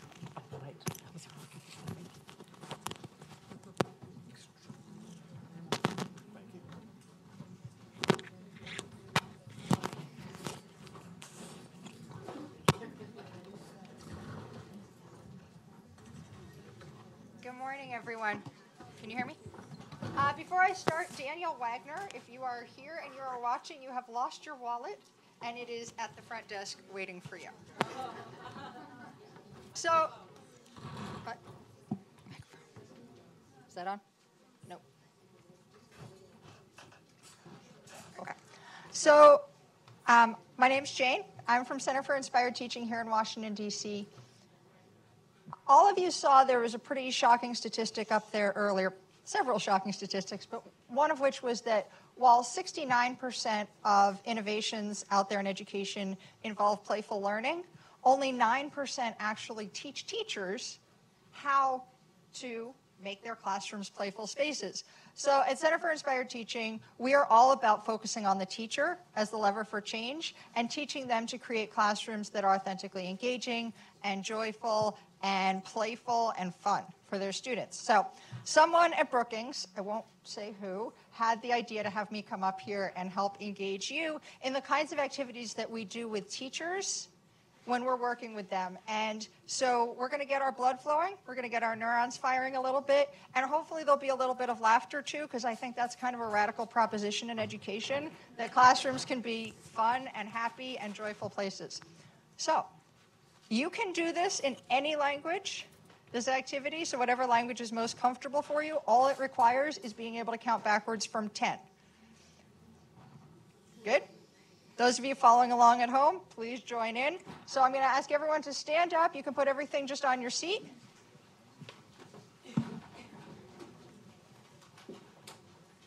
Okay. Right hand's up. Okay. We're going to count backwards from 10 and shake our hands. Ready? 10, 9, 8, 7, 6, 5, 4, 3, 2, 1. 10, 9, 8, 7, 6, 5, 4, 3, 2, 1. Right foot. 10, 9, 8, 7, 6, 5, 4, 3, 2, 1. Left foot. 10, 9, 8, 7, 6, 5, 4, 3, 2, 1. Sorry, ladies in high heels. 9, 9, 8, 7, 6, 5, 4, 3, 2, 1. 9, 8, 7, 6, 5, 4, 3, 2, 1. 9, 8, 7, 6, 5, 4, 3, 2, 1. 9, 8, 7, 6, 5, 4, 3, 2, 1. 8, 7, 6, 5, 4, 3, 2, 1. 8, 7, 6, 5, 4, 3, 2, 1. 8, 7, 6, 5, 4, 3, 2, 1. 8, 7, 6, 5, 4, 3, 2, 1. 7, 6, 5, 4, 3, 2, 1. 7, 6, 5, 4, 3, 2, 1. 7, 6, 5, 4, 3, 2, 1, 7, 6, 5, 4, 3, 2, 1, 6, 5, 4, 3, 2, 1, 6, 5, 4, 3, 2, 1, 6, 5, 4, 3, 2, 1, 6, 5, 4, 3, 2, 1, 5, 4, 3, 2, 1, 5, 4, 3, 2, 1, 5, 4, 3, 2, 1, 5, 4, 3, 2, 1, 4, 3, 2, 1, 4, 3, 2, 1, 4, 3, 2, 1, 4, 3, 2, 1, 3, 2, 1, 3, 2, 1, 3, 2, 1, 3, 2, 1, 2, 1, 2, 1, 2, 1, 2, 1, 1, 1, 1, 1. Thank you. Okay. Now we're going to get the neurons going a little bit. So you're going to need a partner for this. If there's 3 of you, that's absolutely fine. So what you're going to do, I'm going to stand over here so I can be on the microphone, but also you can hear me. So one of you is going to take your hands, left hand over right. You're going to kind of flip them around so your thumbs are facing down. So left hand over right, flip your hands, and lace your fingers. Pull them through. Okay, everybody, you got me? So left hand over right, flip your hands around, lace your fingers, and pull them through. Great. Now, here's the key. Your partner cannot touch you. Very important. Partners, point at one of the fingers that your partner has laced. So only one person should have their hands like this right now. Point at one of the fingers and ask your partner to move that finger. Don't touch, don't touch. If you touch, it ruins it. If you touch, it ruins it.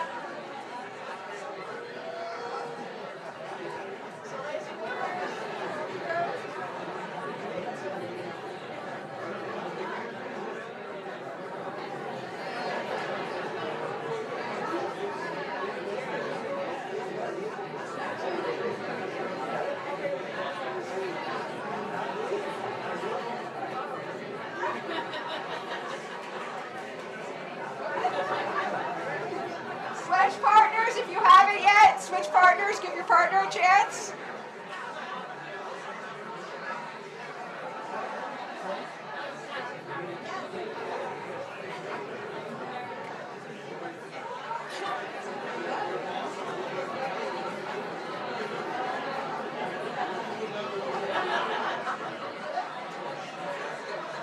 Okay, come on back.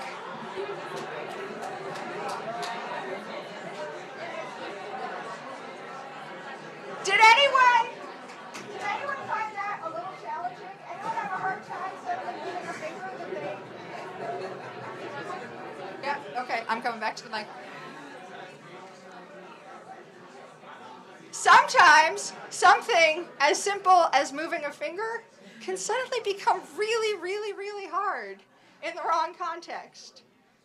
And sometimes it's as easy as just moving your fingers. So just a little activity to get you thinking in a new direction as we move into our next panel. Thank you. I will be back a little later for some more fun.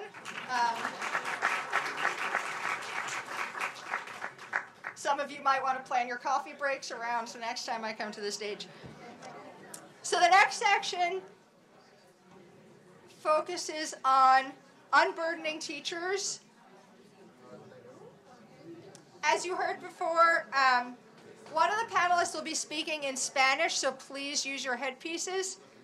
Channel 2 is for English, Channel 10 is for Spanish. Colleagues in the overflow rooms are watching via webcast. You will hear it in English translated directly. Will the panelists for the next session please come to the stage? Greg, Allison, Hadi, Manolo, and David. Thank you.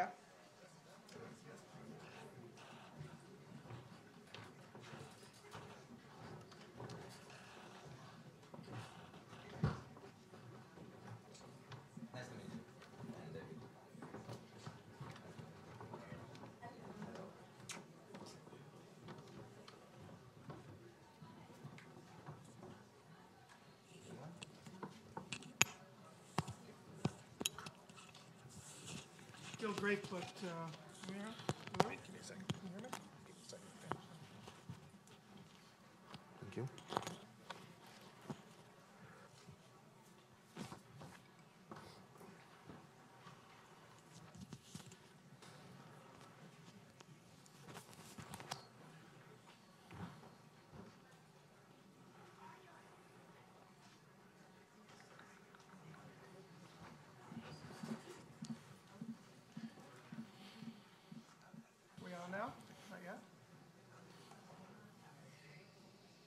any minute now. There we go. Okay.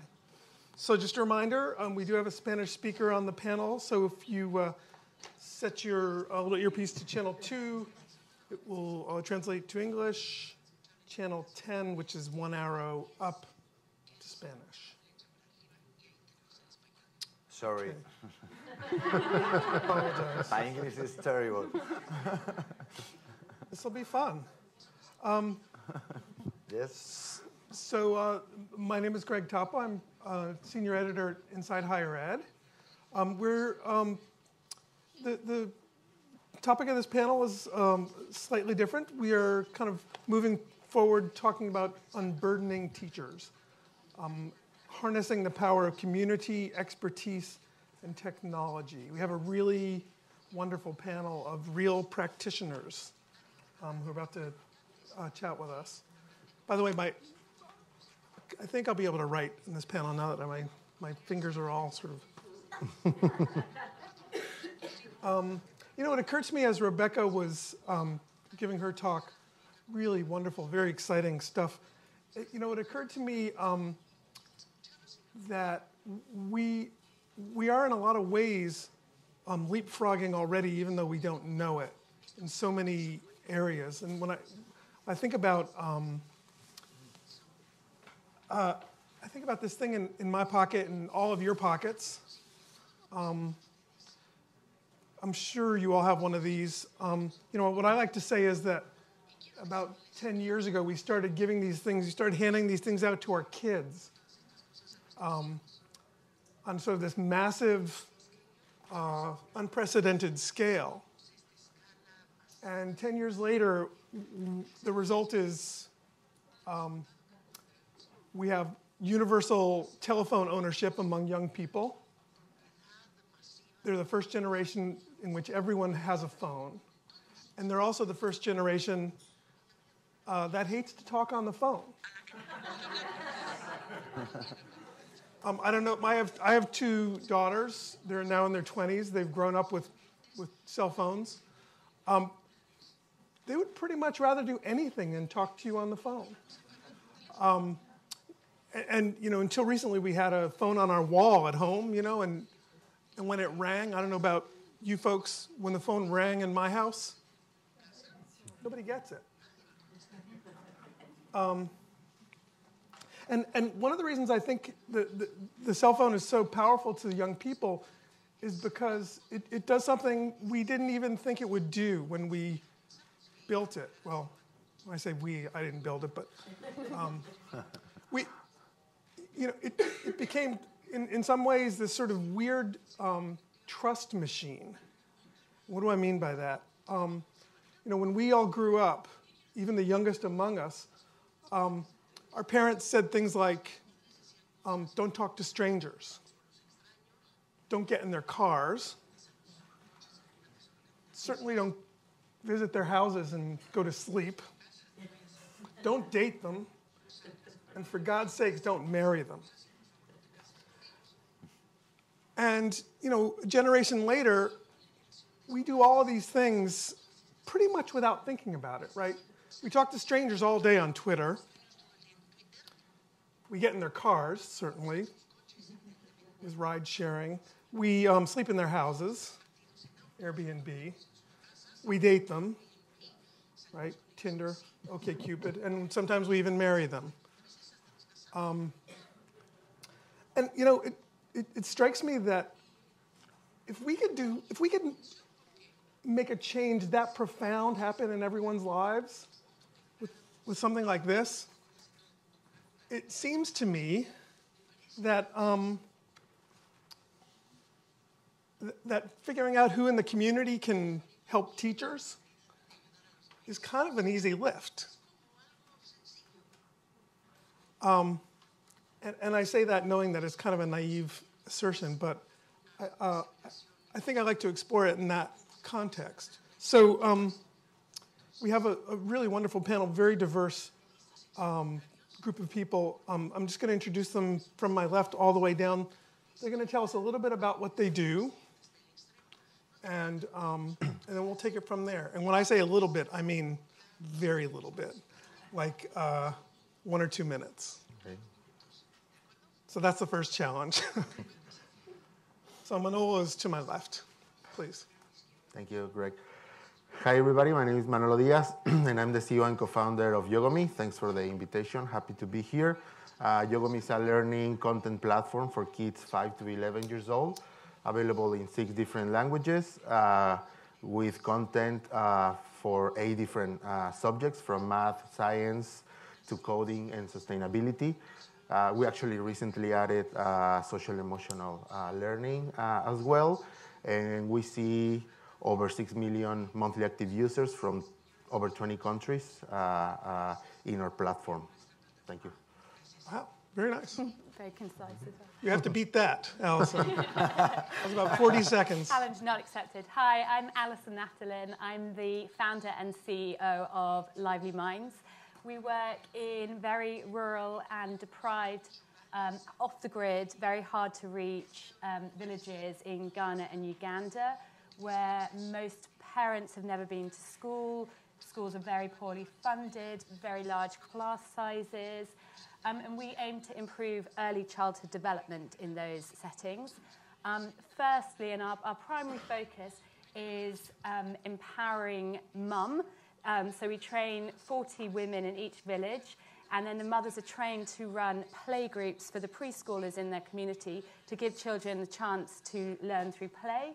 We also give parents ongoing parenting workshops.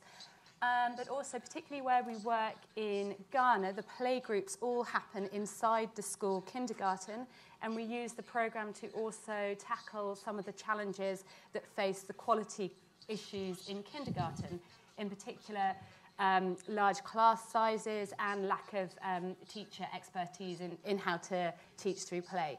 So each day, a group of the trained mums come into the classroom and can teach the children in small groups using homemade toys, and that helps teachers to teach, because obviously they have extra hands, lots of teaching assistants, and they're also given training on how to use these games. Okay. My name is David Calle. I have a YouTube channel called Unicos with math, physics, chemistry, and tech videos in Spanish. We have more than 1 million followers, and it has been seen approximately 150 million times by 20 or 30 million students, mostly Spanish-speaking. Half of them are in Spain, the other half are in Latin America, and this is for middle school, high school, and college. We launched a website called unicos.com, and in addition to our free videos there, we have other things. Everything we do there is free. Our goal is to give equal opportunities to all. In addition to our videos, we have exercises with answers, theory, and we also have a Q&A forum where people can post their questions online and we can answer them. We have professors, teachers, and students from all over the world, and they are helping each other with their homework assignments and their assignments. We are trying to grow by adding new subjects and adding other languages. We are starting to do this in Arabic for children who are refugees in other countries, including Spain, who might not speak Spanish, and they're trying to learn Spanish or Italian. We're doing this little by little. It's tough because since it's free and we're not charging anybody for this, it's difficult to finance this project, but we love what we're doing and we try to help as many children as we can. We're trying to keep helping them achieve their dreams. That's our goal. Somebody a little high. I know we've got a high mic somewhere. Yeah. my ear is just, yeah, you came through. It's broken now. It's broken now. Oh, okay. Got 2 mics. It's feeding back. You're feeding on top of yourself. Nah, it's not the point. So just in case you didn't think you'd hear the words Brookings and YouTube star in the same sentence, you now have. Okay. Hadi. Hi, my name is Hadi Partovi. I'm the founder and CEO of Code.org, and also the person who started this movement called the Hour of Code. My goal in life and my belief is that every school should teach computer science. One thing I was reflecting on when Rebecca was talking earlier about how we have this issue about a skills gap, but also a skills uncertainty, and this question of what are the skills we'll need in the future. My opinion is that we have a skills certainty, which is that computer science is going to be needed in the future, and that in every career, in every country, we're going to have more and more jobs that require digital skills of some sort, and our schools aren't preparing them for this. Code.org is helping schools and actually states and governments add computer science to the curriculum. In the United States, we've helped 43 states out of 50 adopt policies to embrace computer science. We've also built the world's most popular platform for learning to code in schools. Roughly 10% of all the students in the world have tried code.org because our platform, the early tutorials are available in over 50 languages.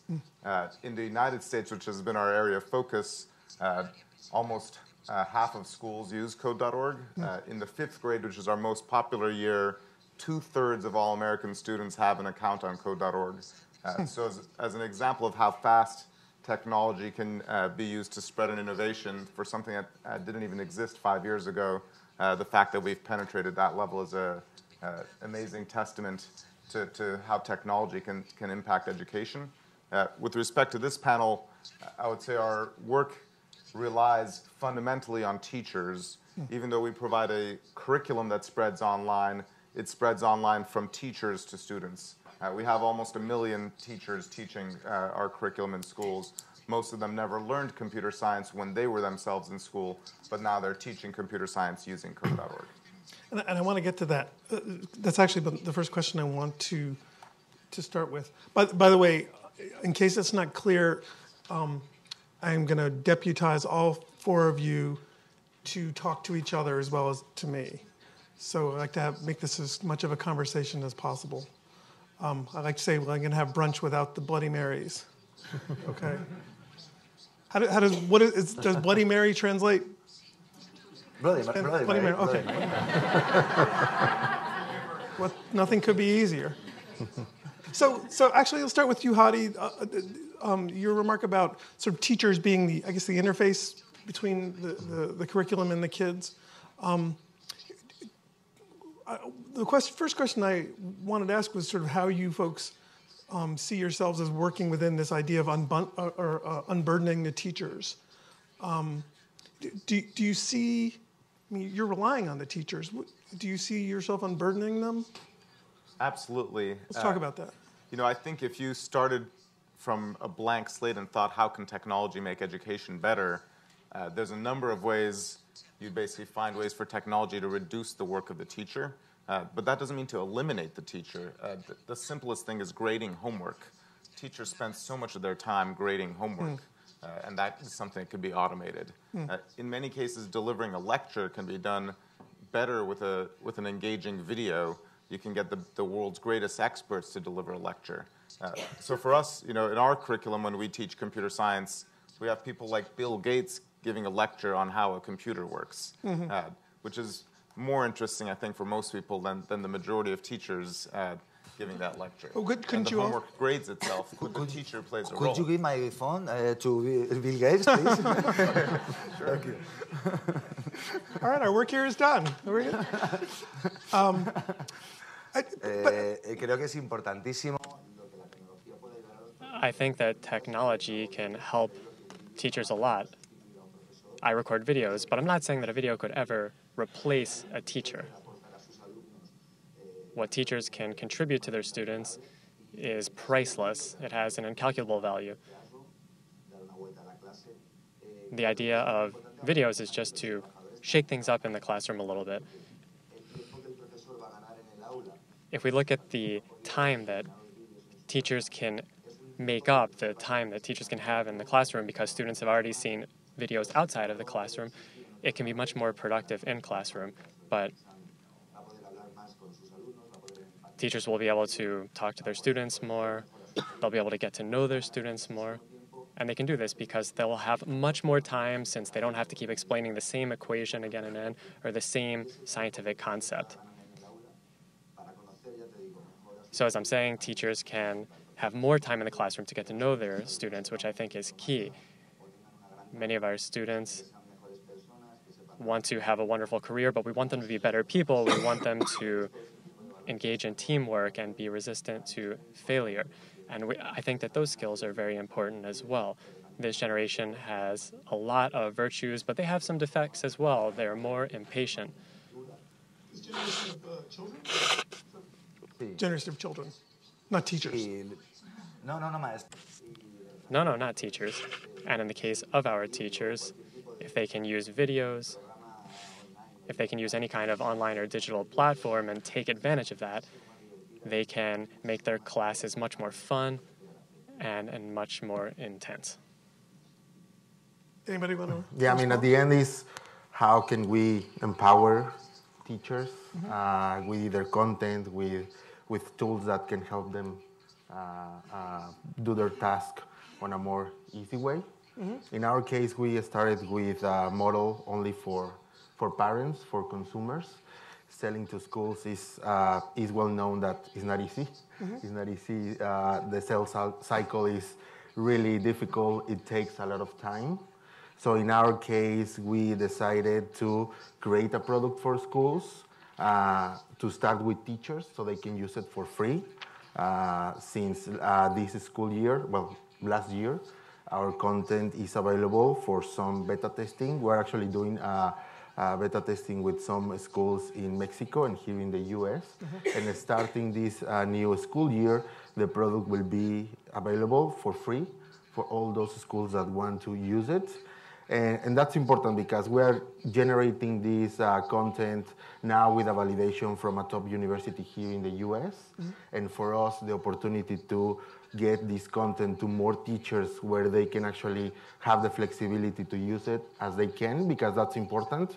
Sometimes these content platforms, they are like not flexible, and they don't give the opportunity to the teacher to actually optimize and use it as they prefer. They have to use it as it is, and not to be flexible, so they can, I will use this content for this kid and this for other students, for example. So for us, it's important that they also have these tools to personalize the learning experience for their students.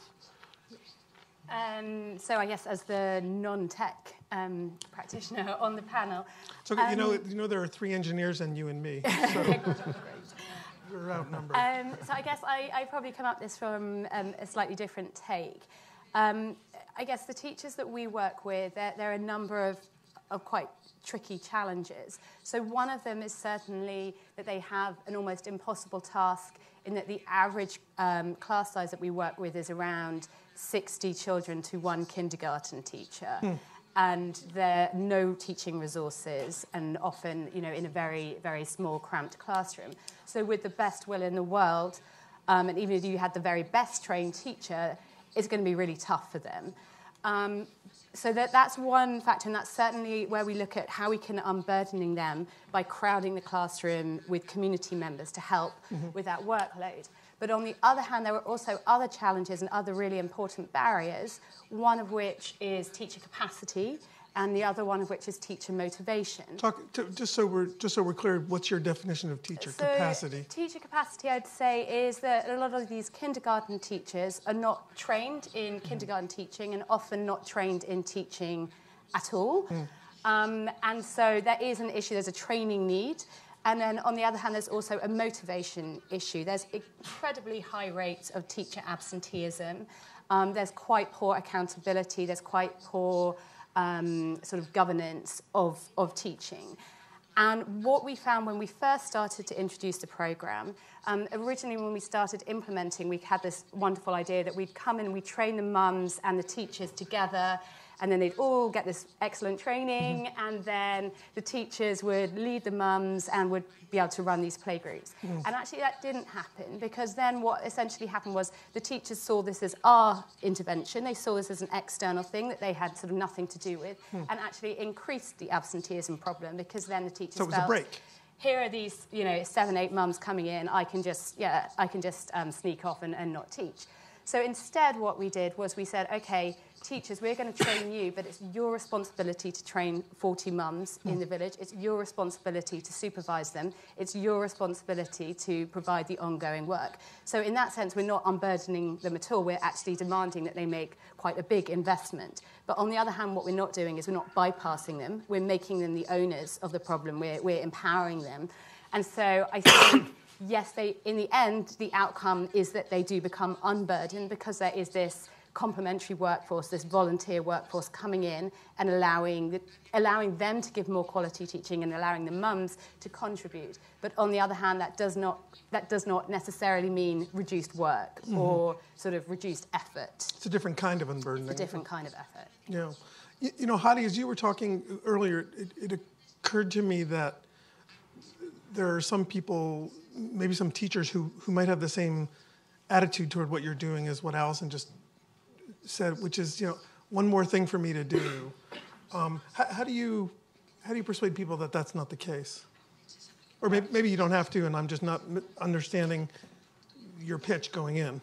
Well, most of the teachers who use code.org are really excited to have one more thing to do, just because they have the same view that when you enter a school, it feels like going back into a time machine, looking at the. It feels like you're back in the 1850s. So they're saying, bring it on. Yeah, I think teachers, by and large, know that the future is changing, and they wonder, should they be preparing the kids for the same things that we've been teaching for the last 100 years? But really, if they have intimidation, within 10 minutes of having the kids engage with coding and computer science, that changes the mind for the teacher. Because they immediately see that the kids love it, they are enjoying it. And as a teacher, you don't always find one tool that everybody in the classroom is going to enjoy doing. Coding and computer science has very much become that. It engages the students. They quiet down. They do their work on the computer. It makes the teaching job much easier if the majority of the classroom is learning on their own, and then you go around to the students that need help. I mean, is there any indication that it's replacing something else, that it's kind of crowding something else out? There's only a certain amount of time in a day. Sure. In primary school, the way most of our teachers introduce coding and computer science is as part of a play hour. Okay. So, in primary school, you have to alternate between, learn some math, learn some dance, learn some English, learn some music, just because the kids can't just do math and English or math and language all day, every hour. And coding and computer science becomes one of the sort of more fun activities just because the kids enjoy it so much. In secondary school, students get to choose what classes they want to take. You can choose, do you want to take biology or chemistry or physics? And computer science becomes one of those choices for students. Well, let's talk a little bit about, there was a really interesting point about it's not innovation if it's not scalable. I think, Hadi, you've checked the scaling box in some way, right? What was your percentage of students who've given it a try? Trying code.org is 10% of the world's students, about 150 million. Okay. You are the nuclear leapfrog. Wow. Wow. So let's talk a little bit about scaling. David, you were talking about how YouTube is a worldwide platform. How do you scale something like what you're doing on YouTube without being, Cardi B? So wrap. Baby boomers there. Yes. We do it with a lot of passion. That's what I was saying. I am a teacher, in fact. I am an engineer, but I teach classes for a living. I would call on all teachers around the world to record their lessons or to look for other videos online for their students to watch. It's very important for teachers to use videos, not for the teacher, him or herself, but rather for students to all end up at the same level. In Spanish, this happens, and I'm sure this takes place in Latin America as well, because I hear from many students and teachers in Latin America. In middle school and high school, the biggest problem that they have is that half the class is learning at a much different pace than the other half the class. So the teacher starts explaining something in the classroom and half the students are lost and they just tune out. They don't have a strong enough foundation to have that lesson. And not all children learn at the same speed. That doesn't mean that they're more or less intelligent. There are people that learn very slowly, and that doesn't mean that they're less intelligent. In fact, some of the greatest scientists in the history of humanity were slow learners. These videos allow students to go home or be anywhere at any time with the internet, and they can rewind the video and watch it again. With that format, children and teenagers can do something they're used to doing. They were born practically with YouTube, and they are on YouTube all day. They spend their leisure time on YouTube, and they can have math, physics, programming, all of that on YouTube as well. That's very important because these students can go at their own pace at home, and they can reach a certain level, and that way the next day in class, the teacher can have all students pay attention to the lesson at the same time, and that's very important for the teacher. Plus, it's more fun to watch a video at home than to do 50 division problems on a piece of paper. I think that it can help a lot, and it is helping, in fact. It strikes me that there's also an equality piece to this. That if I need to watch, me the student, if I need to watch your video 3 times, that's nobody's business, right? It's between me and my laptop. Exacto. Además. Exactly. Many of these students weren't doing well at all, and we've seen incredible progress.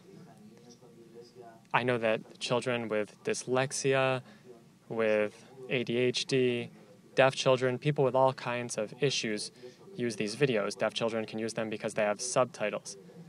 Recently, the mother of a blind child told me that he started watching my videos, and since he started doing that, he's been doing math much better and he likes it much more. He can hear my voice at home. It's much easier to do this with a video. It's really cheap, actually. All you have to do is have the interest and devote yourself to it. When I started out, I thought there would only be 40 students, and now we have much more. You're giving equal opportunities to all. I do it free. So no matter how much money somebody has, they have the same chances. Not everybody can get a private tutor. I do it at home, and anybody in a public or private space can do it. I would encourage all teachers to do this because I think that it can be very important, not just in math, but in history, English, any subject. Videos can be very important for use in all these subjects. I want to come back to the free word in a second, but let's talk a little bit more about equality. Do you folks in general see your tools as tools of equality? Absolutely, totally. So Yeah, totally. I mean, in our case, when we started, we of course went with teachers to understand how we can make our content more engaging, not only for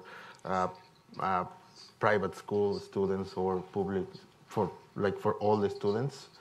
And the feedback was, I mean, make something that is exciting and engaging for kids. Mm-hmm. In our case, the Yogomi story, we have good guys and bad guys. Mm-hmm. Kids are the heroes who save the world with the power of their knowledge. So they are fighting against evil Queen Ignorantia, and this story engages kids. Mm-hmm. I remember when we launched our first games, having reviews from parents, because we have these battles inside of our games. And parents were like, I'm not sure if a game with math and battles is the best for my kid, but I have never seen my kid so engaged with math. Mm-hmm. So that is actually pretty exciting for me. So having those elements that, I mean, kids are used to. They are used to like seeing the most advanced movies, playing the latest console games. So we can't deny ourselves that we need to create content with quality. And at the end, this content will impact all kids. We need to make sure of that, of course. In our case, I mean, we were talking about like partnerships in the previous panel. In our case, through partnerships, we are taking our content through all these organizations. We are partnering with organizations that are donating tablets. That includes our content for free. So at the end, that content can impact any kid in the world for sure. You know, anybody else want to tackle the equality question? I wanted to say something about equality, which is, the reason I started Code.org is because computer science is an opportunity equalizer, because the computer doesn't know who's using it. The computer doesn't know, is it being used by a boy or a girl? Are they black or Hispanic or white? But the education opportunity in computer science has been very unequal, and we're headed into a world where it's going to be even more unequal unless countries do something about it. Right now, the United States, United Kingdom, Australia, South Korea, Japan, these countries have all basically begun rolling out computer science at a national level or at a state level. Whereas if you look at Latin America, most of the countries haven't decided that this should be part of the curriculum. And I think this is another round of an industrial revolution we're going to see, where the technology leaders are going to be in these countries that are basically adopting this in their education system. Just to follow up on that, I mean, you must get a lot of cynics who say, you know what, you're going to teach my kid some computer language in 2018, and in 2019 it'll be obsolete. I know you have a reply to that. That's a great question. But what's your reply? Yeah, so in our curriculum at Code.org, we teach the things that have stuck around for 50 years. Has anything stuck around for 50 years? Yeah. We teach the concepts rather than the individual programming language. Okay. So the programming language, when I was growing up, you'd learn Pascal, where today nobody uses Pascal. Whereas the concepts of things like functions and variables, those have existed since, they're mathematical functions that you can also use in code. The concepts of conditionals or logic, things like understanding how the internet works, the protocols of the internet. The internet has changed a lot in the last 50 years, but the protocols are the exact same. So we teach the things that are going to stand the test of time. And while we're talking about standing the test of time, I just wanted to ask you if you could to give us the short version of what I think is this wonderful idea you have about teaching long division. Because I think it's really in the context of skills that are useful moving forward. Could you just share that with us? Yeah, something I say is that in education, there's so many debates about how we teach, how can we teach better, and there's very little debate about what we teach. What should our children learn? Most of what we teach is the same thing we've been teaching for hundreds of years. And we're not really sure why, right? Just because. Why do we teach it? Because we always taught it. And my favorite example of this is long multiplication and long division. Everybody in this room spent at least 6 months of your life learning how to multiply one long number by another long number to get an even longer number. None of us use that in our day-to-day lives. We all have computers and phones to do that. There was a time when every job needed that, whether you wanted to become an engineer, a financial analyst, a scientist. If you wanted to work in insurance, you needed to know how to do long division and long multiplication. In fact, the job title, if you were really good at it, you could be a computer. That was your job, to become a computer. So computers were people. Right. Today, there's only one job in the world that requires knowing how to do long multiplication or long division, which is math teacher. That's the only job it prepares you for. Now, that doesn't mean we shouldn't teach long division or long multiplication, but do we need 6 months of repeating and getting good at this thing that you will never use again? You don't use it in calculus, you don't use it in algebra, you only use it in 3rd and 4th and 5th grade, and then you forget it because you never ever need it again. I think it would be much better to teach long division as an algorithm, or teach multiplication as an algorithm and walk through writing the algorithm for how to do it, but don't practice it because the computer now does that for us. I wanted to switch gears just a tiny bit in the time we have left. Talk a little bit about this pathway idea that Rebecca was mentioning. This idea that we've always had this concept of first we give access to school, then we improve the academic quality, and then we make it relevant to the real world. It strikes me that all of you have totally shattered that in some way. I wanted to pick on you, Allison, because it seems like you are the one who relies a little bit more than most on kids being in school in a certain way. I guess maybe Hadi too. Maybe I'll pick on both of you. Do you see what you do working in another way, maybe outside of school, without having to rely on the institution?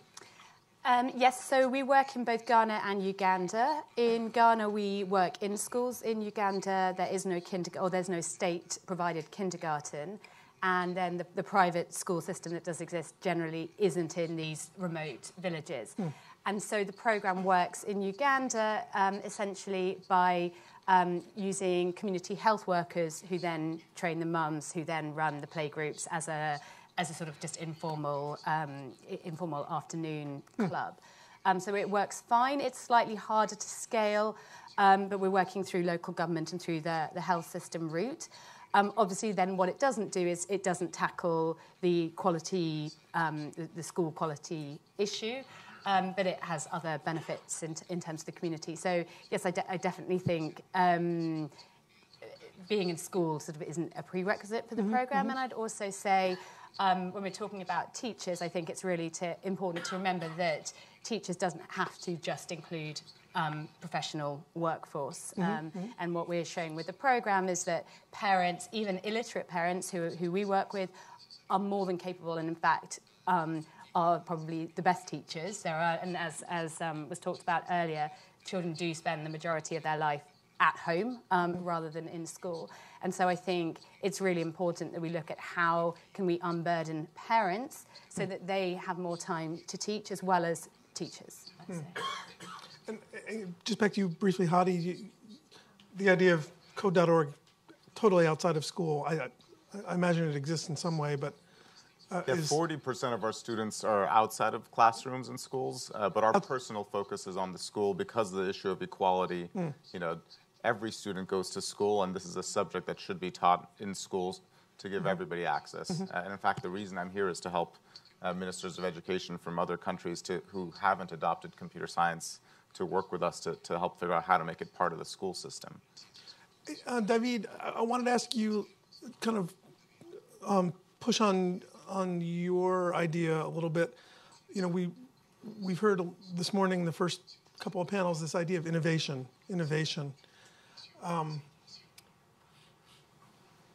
YouTube is kind of a traditional pedagogy. Watching a video, even 2 or 3 times, or building something around it is very traditional, and that's been one of the criticisms that the so-called flipped classroom has gotten, right? Which is, what's the innovation? How do you respond to that? Well, in my case, what I try to do is give different kinds of classes. It is true that you're talking about division and square roots, and I explain the same thing that many teachers explain in the classroom. However, in all of the videos, or almost all of them, I try to introduce concepts related to video games, superheroes, airplanes, buildings. I try to tie everything that we see in class to the real world and what the students actually love. As Hadi was saying, we can't keep teaching math the same way that we did 40 years ago when we didn't have the internet. We have to change the way that we do things, and we have to show our students that science is not just letters and numbers on a piece of paper. We can't turn our students into calculators because that doesn't make sense in the current time, and we don't need to teach them to memorize things either because they can just look things up by clicking a mouse. We need to teach them why they're doing things. So if I'm explaining something in a physics video, like a pendulum, I'll put Spider-Man there. If there's a lever, I'll do something with Thor. I can describe something with airplanes or a beautiful building that we have in Spain. I explain the same concepts as traditional teachers, but by recording videos, you can be more creative. You can spend more time on the explanation, and you can explain division without your students interrupting, for example, and you can take that creativity into your videos. That's what we try to do. We try to connect with our students more and try to give them STEM videos. We try to teach math and physics and science, and that's all very important. But as he said, we have to change the way that we are explaining things because it simply doesn't make sense for our students to figure out square roots or do 50 multiplication problems. We have to teach them why that matters. Derivatives are wonderful as are integral numbers and that sort of thing, but we have to teach our students why that is important and how it can be applied in the real world. If there were no math, there would be no video games. There wouldn't be WhatsApp or Google. There wouldn't be code.org. Students have to be able to connect to what they are learning so that they can feel inspired to pay attention in science class, which is fascinating. Anyone who want to react to that? That unassailable statement? Do you understand me? You know, all of you to some extent have come, obviously independently of one another, but have come to see the power of play or playfulness in your work. And I wonder, has that been an easy sell for parents and teachers and systems, or has it been difficult? And I'll just open up to anyone who wants to. Can I? Sure. So we've worked quite hard on how we market the program to the community, to parents. And I think there is an expectation that school is, a very formal setting, and you go in, and in our settings, the teacher will recite from the blackboard, and there's this view of expected what a classroom looks like. But actually, when you show people why an alternative method is more effective, they generally are really open to it. So I think it's really about communication and about showing parents and teachers why playful learning is going to be effective. So I think if you just tell someone, hey, if you can learn through play and then you'll get really great results, they probably wouldn't believe you. But if you show them, like, here's a game, what have you learned, then really quickly, I think then parents and educators can very quickly buy in to the concept. So I think we just need to be aware that it's not necessarily obvious to sort of to everyone why play is so important, but I tend to find that people are really open to it once they see the power of playful learning. En mi caso, los padres, en mi caso... In my case, the parents love what we're doing. Some of them watch my videos so that they can explain these things to their children. And some of them love it because they say that when they hear my voice coming out of the laptop in their child's room, they know that their kid is at least studying and not just playing around. And many parents say, that's great, let them watch the videos. Since they know that Unicos is there, they don't have to be so concerned about their children doing their homework so they can have more free time to do other things. So they love it. For us, especially in the primary school, our curriculum feels like a game. Yeah. The reason it's spreading so quickly in schools is it makes school more fun. Mostly students don't think of school as fun. They think of school as boring and homework. But when they do code.org in schools, that's completely fun. In fact, we regularly hear from teachers that the students don't want to go to recess because they want to continue coding, which they've never heard of for other things they do. And that's because coding doesn't automatically make you think it's fun, but when you use code.org, it has Star Wars or the Angry Birds or Minecraft, and you're writing the code to control R2-D2, and you make your own R2-D2 game. That's fun. And it's not, you don't just play the game, you create the game, and then you play the game, and then you put it on your phone and play the game and can take it home to show your mom. That's so much more exciting than what most of third grade or fourth grade involves. And yet at the same time, you're learning a whole lot of concepts.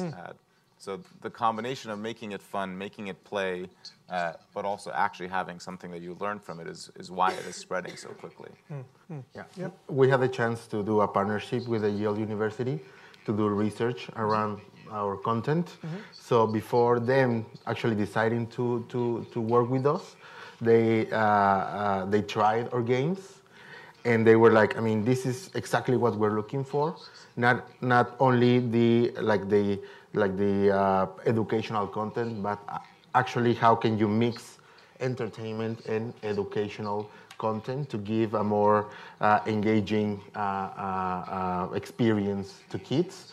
I remember attending one of the sessions where they were doing the research, and kids, thanks to these battles and these characters, they were like just going through all the math content and all the different operations, because for them it was, how can I get the next character? How can I win the next battle?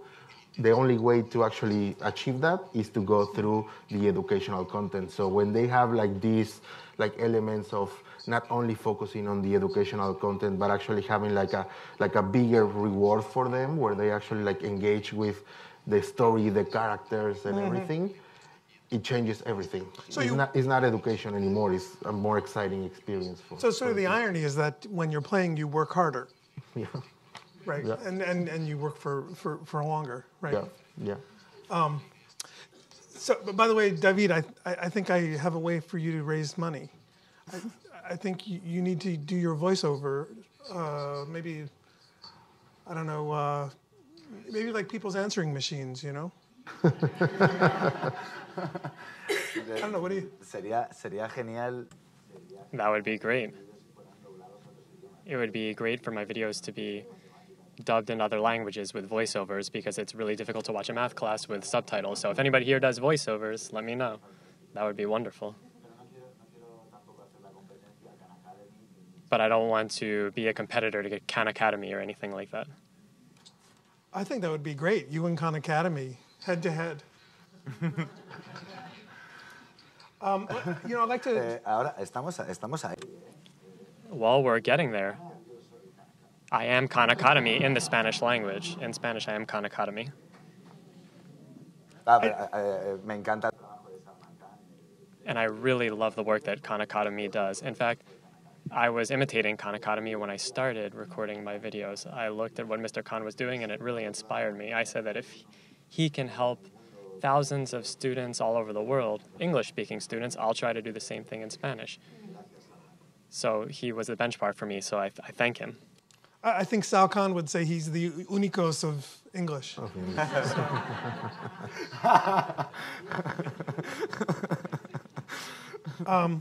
I'd like to open it up for questions a little bit. Let's see if people have some thoughts they'd like to share with the panel. I have 3 rules for panels in the Q&A. Tell us who you are. Tell us, if you'd like to, where you're from. And the third and most important rule, please, I beg of you, make it a question.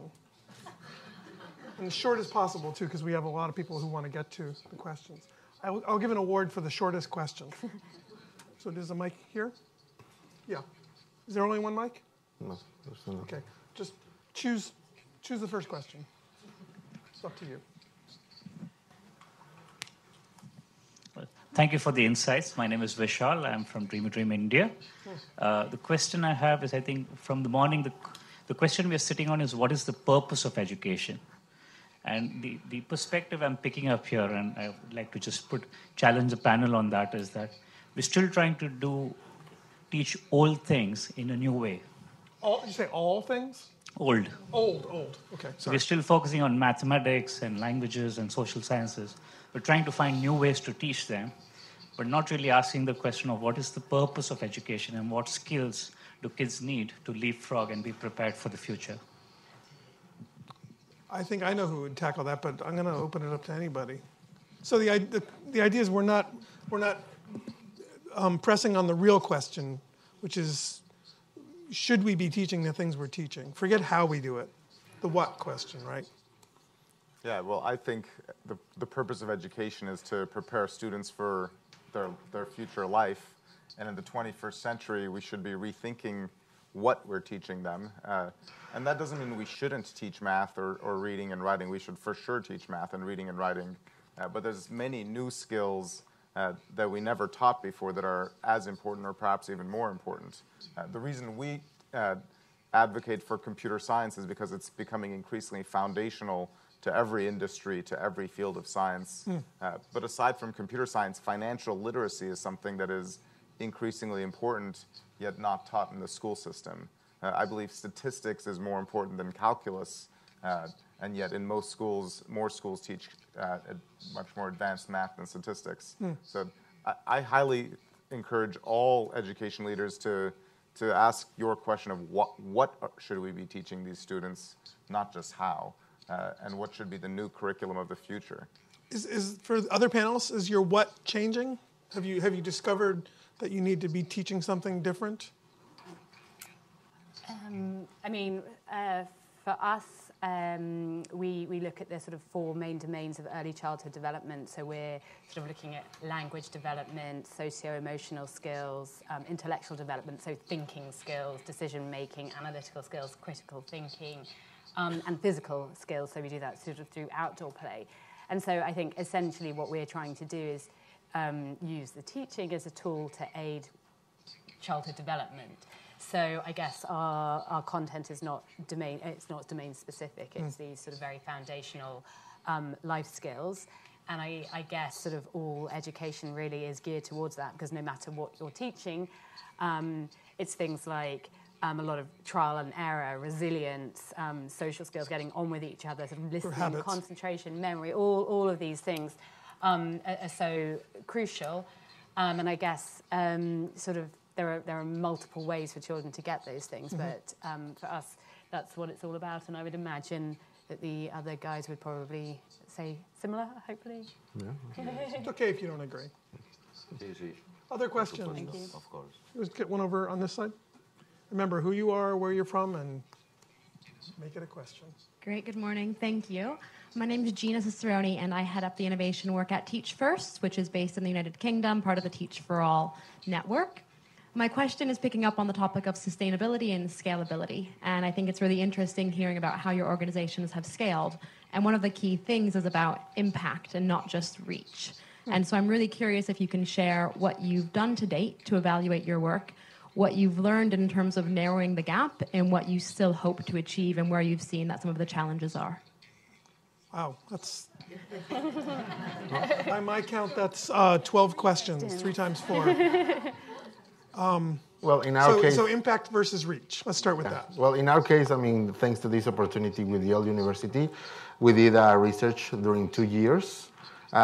We just published the white paper, the findings, last year. And the finding is that kids who use Yogomi improve their math skills compared to those who don't use our math content. We focus for this study on first grade and math. Kids played 2 hours per week during 4 weeks, and with that time playing our content, they actually improve their math skills. So that's really important for us. I mean, there's a lot of competition in our space, the direct-to-consumer product. So for us, we want to add this level of validation, not because we have a super talented academic team in the company. The product is actually educational. We wanted to go and have the time to work with a university to actually go through all this research, to make sure that it's educational, not only because we say so, but because there's some proof of that behind the product. Thanks. Thanks for the question. Yes, so we're in the process of we're working with the Institute for Fiscal Studies in London, who are conducting a randomized control trial at the moment. Baseline report about to be published, so keep watching our website.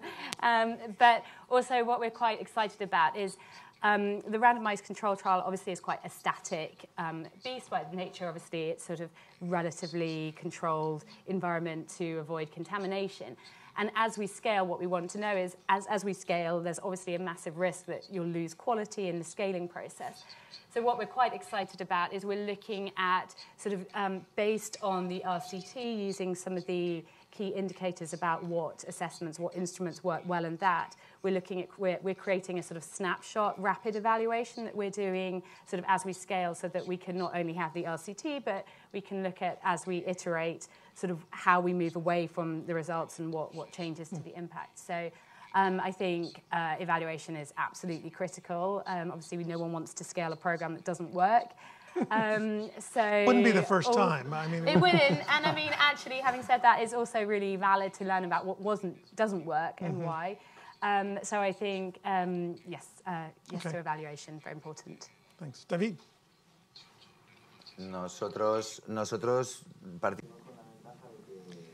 We have the advantage that we have a team of engineers and we have teachers from all over the world. These people have joined this project altruistically. We do have some income. Using YouTube, we make a little bit of money. It's not like it is in the US and Spain, but we get a little bit of money, or we get a small contribution from a company, and we can use that money to grow. Right now we're starting to talk to certain multinational corporations to see if they can sponsor the project. Because right now our only goal is to hire teachers so that they can record videos in biology, statistics, computer science, other subjects. The idea is for us to grow and for us to help more students. Meanwhile, we're doing it altruistically, and we all have our day jobs. That's what we support our project with, and we just work with our passion, and it's scaling up on its own. Right now, we are planning something. Our engineers are designing a tool to allow professors and teachers to use Unicos in a specific way to see what students have seen videos and what students haven't. They could use Unicos as a platform to do homework, and the teachers would be able to oversee what their students are doing better. We're hoping that we can use that in schools.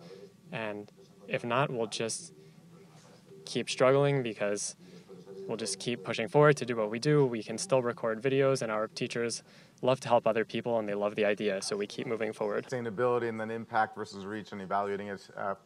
For sustainability, you know, we try to change the actual school system, not just providing a technological tool. And we've worked with 43 states to change the curriculum policy at the state level, and with about 200 school districts to change curriculum at the level of the school district. So all of the largest school districts in the United States have worked with us: New York, Chicago, Los Angeles, et cetera. From a standpoint of evaluation, there's two things we try to test. One is, are the students learning computer science, which they better be learning that because that's what we are teaching them. And in our high school classes, in the advanced placement class, which is a college level course, 73% of our students pass the exam. And this is, remember, their teacher never learned computer science, but that teacher using code.org is enabling 73% of students to pass a college level advanced placement exam. The other thing we've been evaluating is whether teaching coding and computer science helps in other subjects. And this might be the most interesting, which is we just worked with a third-party researcher that found that in 3rd, 4th, and 5th grades, the students that used code.org more perform better at their math and science and English and literature exams at the state level. So, and that, I think, is an interesting finding in general, just because it helps engage students more in school and makes school more fun so they get better at everything. So, David, this is not your day job?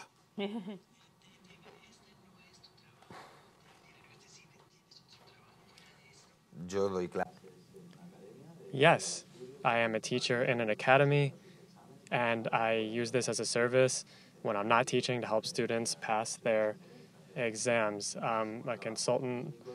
I have a lot of work, and I just manage to work a few hours a day on Unicos, and during my vacations and on weekends, I record more videos. You sleep sometimes? Here and there. En los aviones, in the plane. On planes.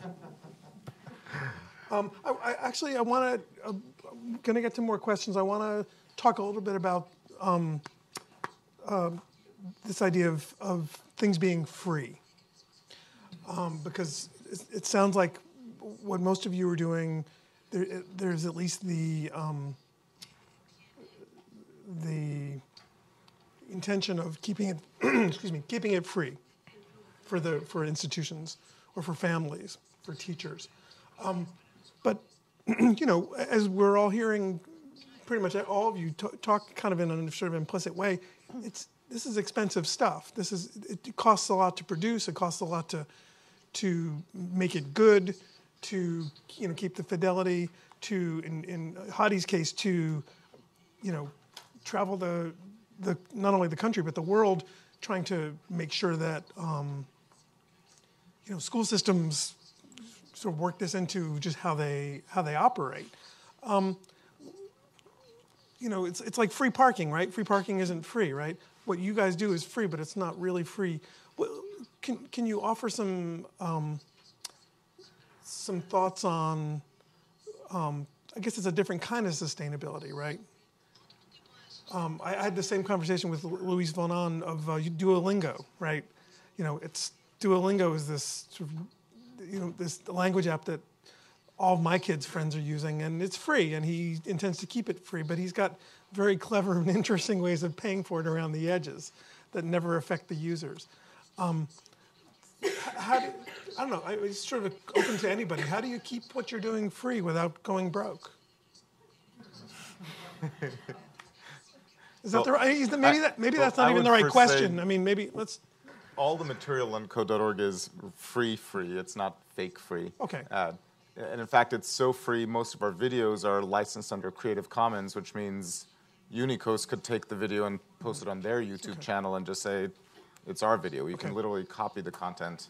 All of the technology is open source. And in fact, in Russia, they don't want the students using code.org, so they made their own Russian version using our open source platform and just copied all the stuff.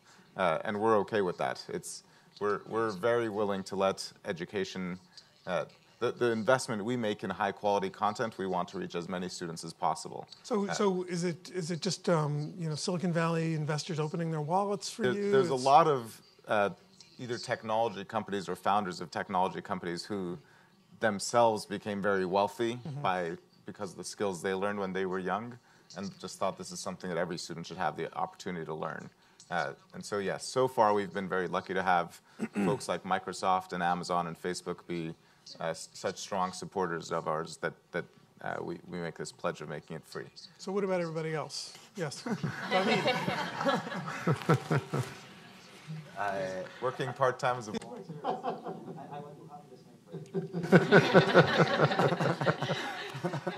I think next time you're on a plane and you see Hadi, don't fall asleep, okay? You just follow Hadi wherever he's going. Anybody else want to talk about? I mean, in our case, we're a for-profit company. With the first versions of our product, we found out that parents are willing to pay for a subscription product like the one we have. And thanks to that, we managed to raise right now over 35 million in venture capital. But now with all this product, as I was mentioning, our effort to have it accessible for free for schools is something that we're actually working on right now. At the end, parents care about what their kids are using, so we want to get teachers to actually use the content inside of the classroom. So you've got a consumer version that's paid and a school version that's free. Yes. Alison, so at the moment we're grant funded and we're heavily dependent on grants, but the aim long term is that we would like the governments of the countries that we work in to pay for the project and just incorporate it into the kindergarten budget.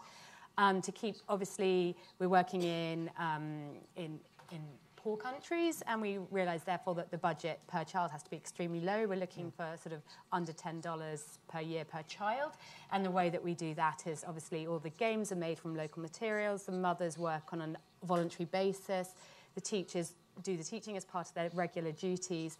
It all is sort of integrated into the system. So our sustainability plan is basically keep the programme sort of operating within the systems that are already there, and the extra inputs, they have to just be sort of as pared back as possible. So that's our plan. More questions? Over here in the back. Hi there, I'm Felipe Gibi from Brazil. My question is to Manolo and Hadi. We teach English online, and we are working with public schools right now. We have faced resistance from the teachers because we see students learning faster than them sometimes. On your platform? Through our platform. And in Brazil, 97% of the teachers don't speak English. The English teachers don't speak English. How do you guys deal with the resistance from the teachers? Because the teachers come to the Secretary of Education and say, this program is challenging us. And then the Secretary of Education come to us and say, you know, it's hard. The students are learning, but the teachers, how do you deal with it? So it's kind of a question about control, right? I mean, who's in control?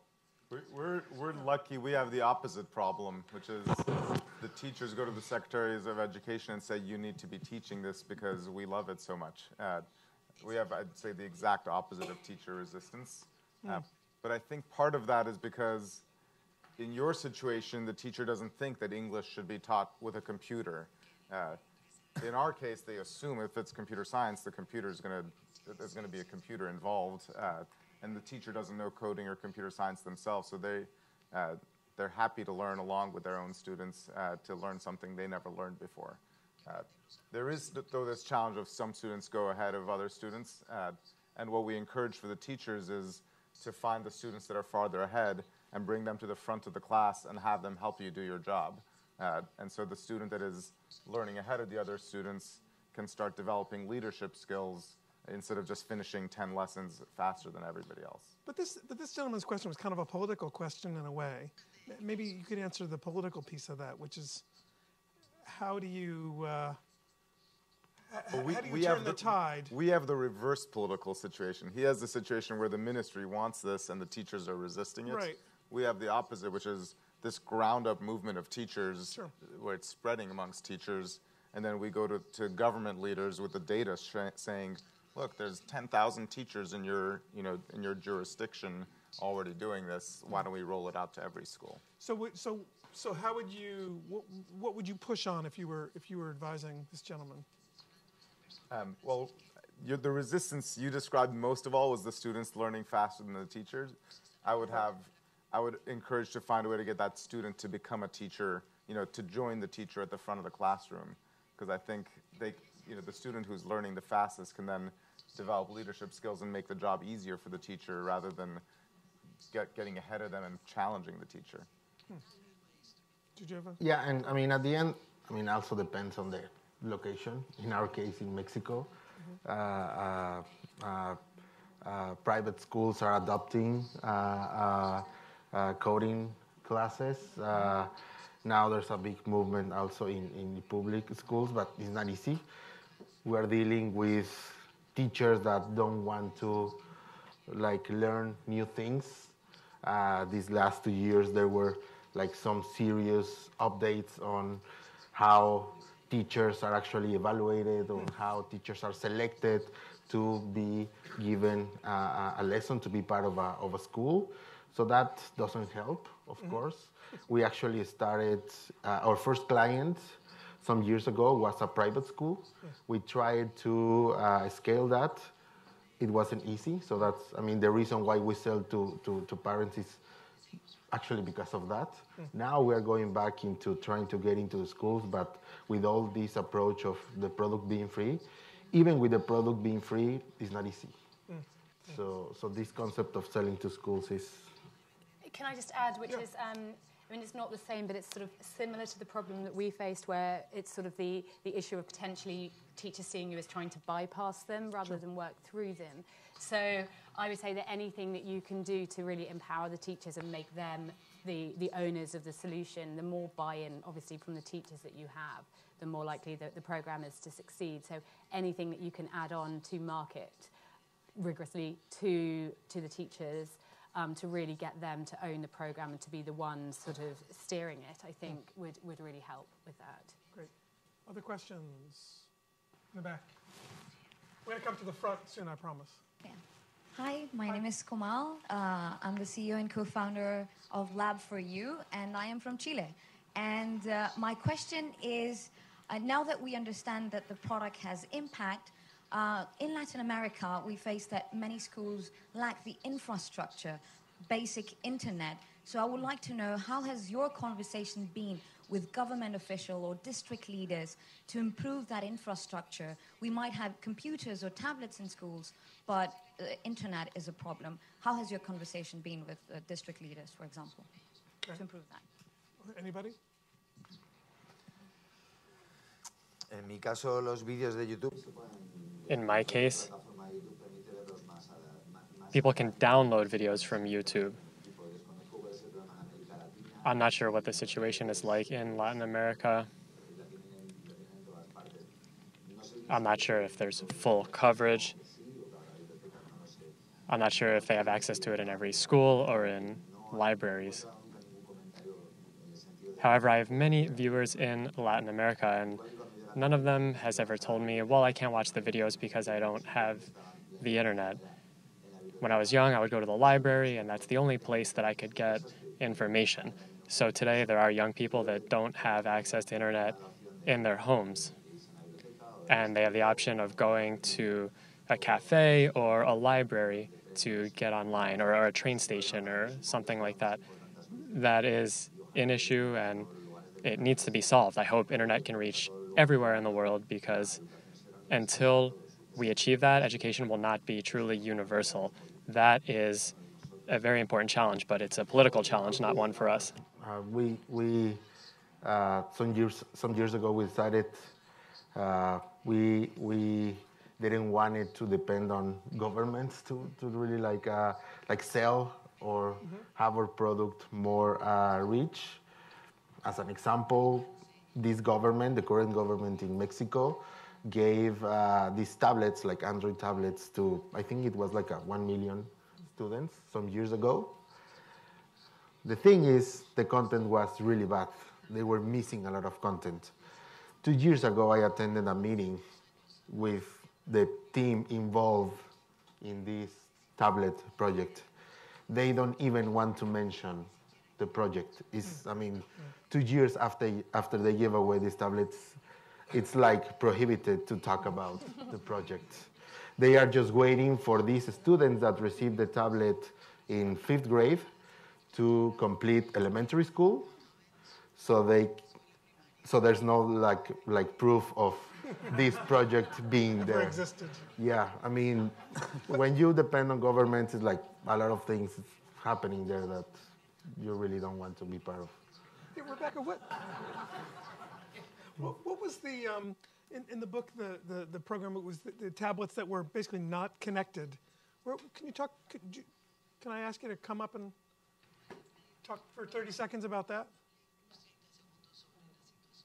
Because that might be an interesting way to sort of square the circle. Yeah, the book opens with a story from an NGO called Pratam, which many of us know, that's based out of India.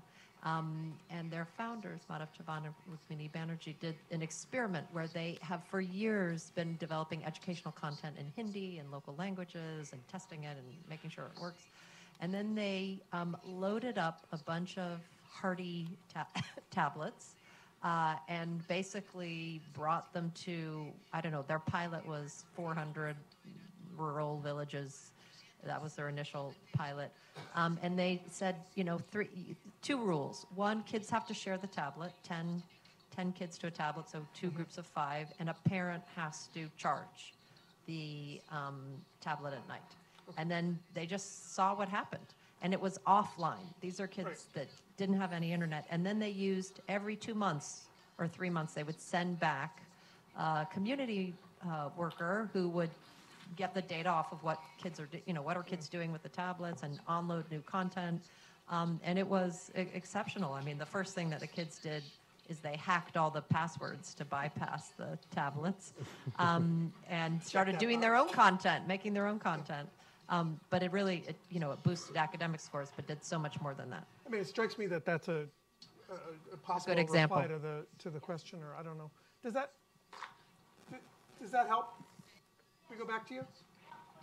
Can we give that person a mic, please? Hang on. Can maybe Hadi speak about the conversations he's had with government officials? Sure. When I've spoken to ministries of education globally, but especially in Latin America, the message I hear is there's very few places that have connectivity in every school. The exceptions in Latin America, I think, are certainly Uruguay with Plan Ceibal and Costa Rica. But there's many countries that are investing and increasing it. So, for example, Paraguay or Ecuador have announced plans to not only get computers to every school, but even one-to-one computing. Argentina is on its way towards getting there. So I would say on the first front, we don't have one-to-one computing or even computers in every school, but it's improving. But the second thing I'd say, for what we do for computer science, you don't need one-to-one computing. You need 20 to 30 computers for 1,000 students. That's enough to teach a computer science class in the school. And many schools actually have that. So, for example, in a city like Medellin in Colombia, you don't have one-to-one computing, but every single school has at least one computer lab that's connected and that works. For us, because we want to reach every child, we're now investing in trying to figure out how to make our entire curriculum and all of our videos work offline, disconnected as well. So for the schools that don't have that, we can give them something on a thumb drive that they can go from computer to computer to enable. We're not ready to roll that out. We're just getting started thinking about it. But I think that's going to be the way to reach every child if you think about countries that don't have good internet access. Nice. Okay, let's move up to the front here. Can we get this gentleman in the second row? Thanks so much for your great short questions, by the way. Hi, my name is Mark Reading from the Atlassian Foundation. My question is primarily for Hardy. Hardy, I can't recall how many languages you mentioned earlier that Code.org content had been translated into, but my recollection was it was a very large number. And I guess for scaling purposes, often you will need to translate content into multi-languages. My question to you is, how have you gone about that? Have you created some sort of translation system, particularly when you've had content that presumably is evolving and rather than being static? So any insights that you can share in relation to translation would certainly be welcome. Sure. I want to make sure I don't overstate. We have 400 hours of curriculum, and maybe 10 hours of it is very broadly translated. So our most popular one-hour tutorials are in over 50 languages, and they're translated by volunteers. And volunteers translate these instantly. When we create a new one, they get translated. And I think it's actually more than 50 languages. There's languages like Kazakh in Kazakhstan, or Icelandic, Catalan in Barcelona. There's groups that have translated just our one-hour tutorials. Our next 50 hours of curriculum is translated into about 15 or 20 languages, and then the rest is only in English. So for us, one of our most important projects is to translate to everything. And the way we do that is we use a system that enables crowdsourcing of the translation. So anybody can come in and translate, but then we work and identify regional partners in individual countries that have a real interest in doing it. So for example, in Barcelona, there's this group that wants to see computer science taught in Catalan. So we're not relying on the volunteers. That group is actually doing the work. They come into the crowdsourced system. Gotcha. We have time for maybe one more question. Can I get this gentleman in the middle here?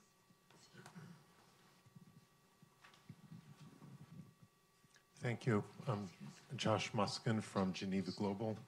And I wanted to get back to the question about the title of the panel, Unburdening Teachers.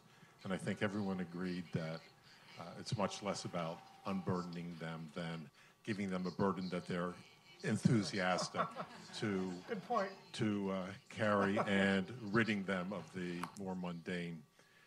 But I'm wondering about how do we get the teachers to do what we're talking about? How do we get the teachers to teach different content, to teach differently? Some of it's about giving them the crutch is not the right word, but the tool of IT. But someone asked the question earlier about the capacity of the teachers, and I'd like to get into what are we doing to give the teachers the capacity and the motivation to do this, but not just the capacity, what I call intrinsic capacity, the tools that they have to manage, but what I call the extrinsic capacity, giving them the conditions in which to be able to do things differently. Rebecca mentioned earlier recognition as one of the 4 topics. If we're asking teachers to teach to personal skills, but we're still testing them on doing long division, as the gate they have to pass through to be able to get to the next level, then we're really burdening the teachers in very different ways. So just to get some insights on that question. It's a big question. It's a really big one, and I think it's an important one. So the idea is, I mean, can I paraphrase? Do you mind? I mean, how do we sort of motivate teachers to do something sort of bigger? Different content, differently. Yeah, different content. Okay, that's a much better way. How do we teach teachers to teach different content differently? In a way, I feel like we've been talking about this the whole time, but let's drill in a little closer. I mean, so for us, we have a very structured, it's a very behavior change-based program. So a lot of energy on engaging the teachers at the beginning, getting them to realize why what they're doing now isn't the best way, why there's a good solution for them, why that solution will make it easier for them, what the benefits of the solution will be. Then we put a lot of resource into training them, and then a lot of ongoing support. And I think ongoing support is often the thing that gets missed out, but it's absolutely crucial. They need to be part of a support network. They need that from the leadership of the system that they're affiliated to. They need that from their peers. In our case, they need it from the mothers who we're bringing in the classroom. They need it from the students. So they do need recognition. What we absolutely try to avoid at all costs is by giving them a monetary incentive. They have to have the intrinsic motivation, and it's our job, I'd say, as thought leaders, as change makers, to tap them and connect them to that motivator, to really give them the desire to change and then the support to do that. But I think that's where it's all at, like how to make that change happen, and that's sort of where we focus most of our attention, I'd say. It strikes me, Rebecca mentioned at the very beginning this idea of where or what is education's Wikipedia moment. And as Hadi was talking about this sort of simultaneous, this translation stuff, it occurred to me that one of the amazing things about Wikipedia, it's free, by the way, but people create it for free. I mean, with the exception of maybe a couple of people on staff. And the people who are working on it are very excited about it. And maybe that's the question. How do you get people to work on a project like this? No remuneration or no extra remuneration. Big, massive thing you can barely get your arms around. You might only have a tiny little piece of it that's interesting to you, right? But that piece of it, people are sort of obsessive about it, right? Well, we have about a minute and a half here. Any insights into like how to create those conditions that people really want to? Well, I have an interesting experience because most education tools are helping teachers do a better job of teaching the job they're supposed to do. Yeah. You're a math teacher, you have to teach math, and you find a tool that works for you. We try to get teachers to teach something they're not supposed to do, right. And to actually make time in their classroom to teach something that the school doesn't necessarily require or even want. And so motivating the teacher is a big part of what we need to do. And at Code.org, I think of ourselves as almost two things in one. One part is an online learning platform like a Khan Academy, but the other part is a social movement to basically wake up teachers and sort of make them feel like they're kind of taking a little bit more control over the education that their students are getting. I think maybe, actually, that's an interesting way to put it. Maybe we need to sort of create a social movement. Yeah, we regularly use the language of calling this a teacher-powered movement. Recognizing teachers is a big part of what we do. And when Rebecca was showing the slide, or actually doing the raise of hands, asking who thinks schools are innovative or cutting edge, teachers feel the same way as well. Teachers, they're regular people, and then they go to school and they're like, oh, nothing is changing. Sure. And part of what has made Code.org successful is we tell these teachers, you can be the change that you want, and make them feel like this is their thing. And that motivation is a big part of what helps them think about teaching different content with different tools. So I wish we could talk a lot longer. We are pretty much at the end of our time. I want to thank these wonderful panelists and also thank the great audience for your wonderful questions. So please give everybody a round of applause.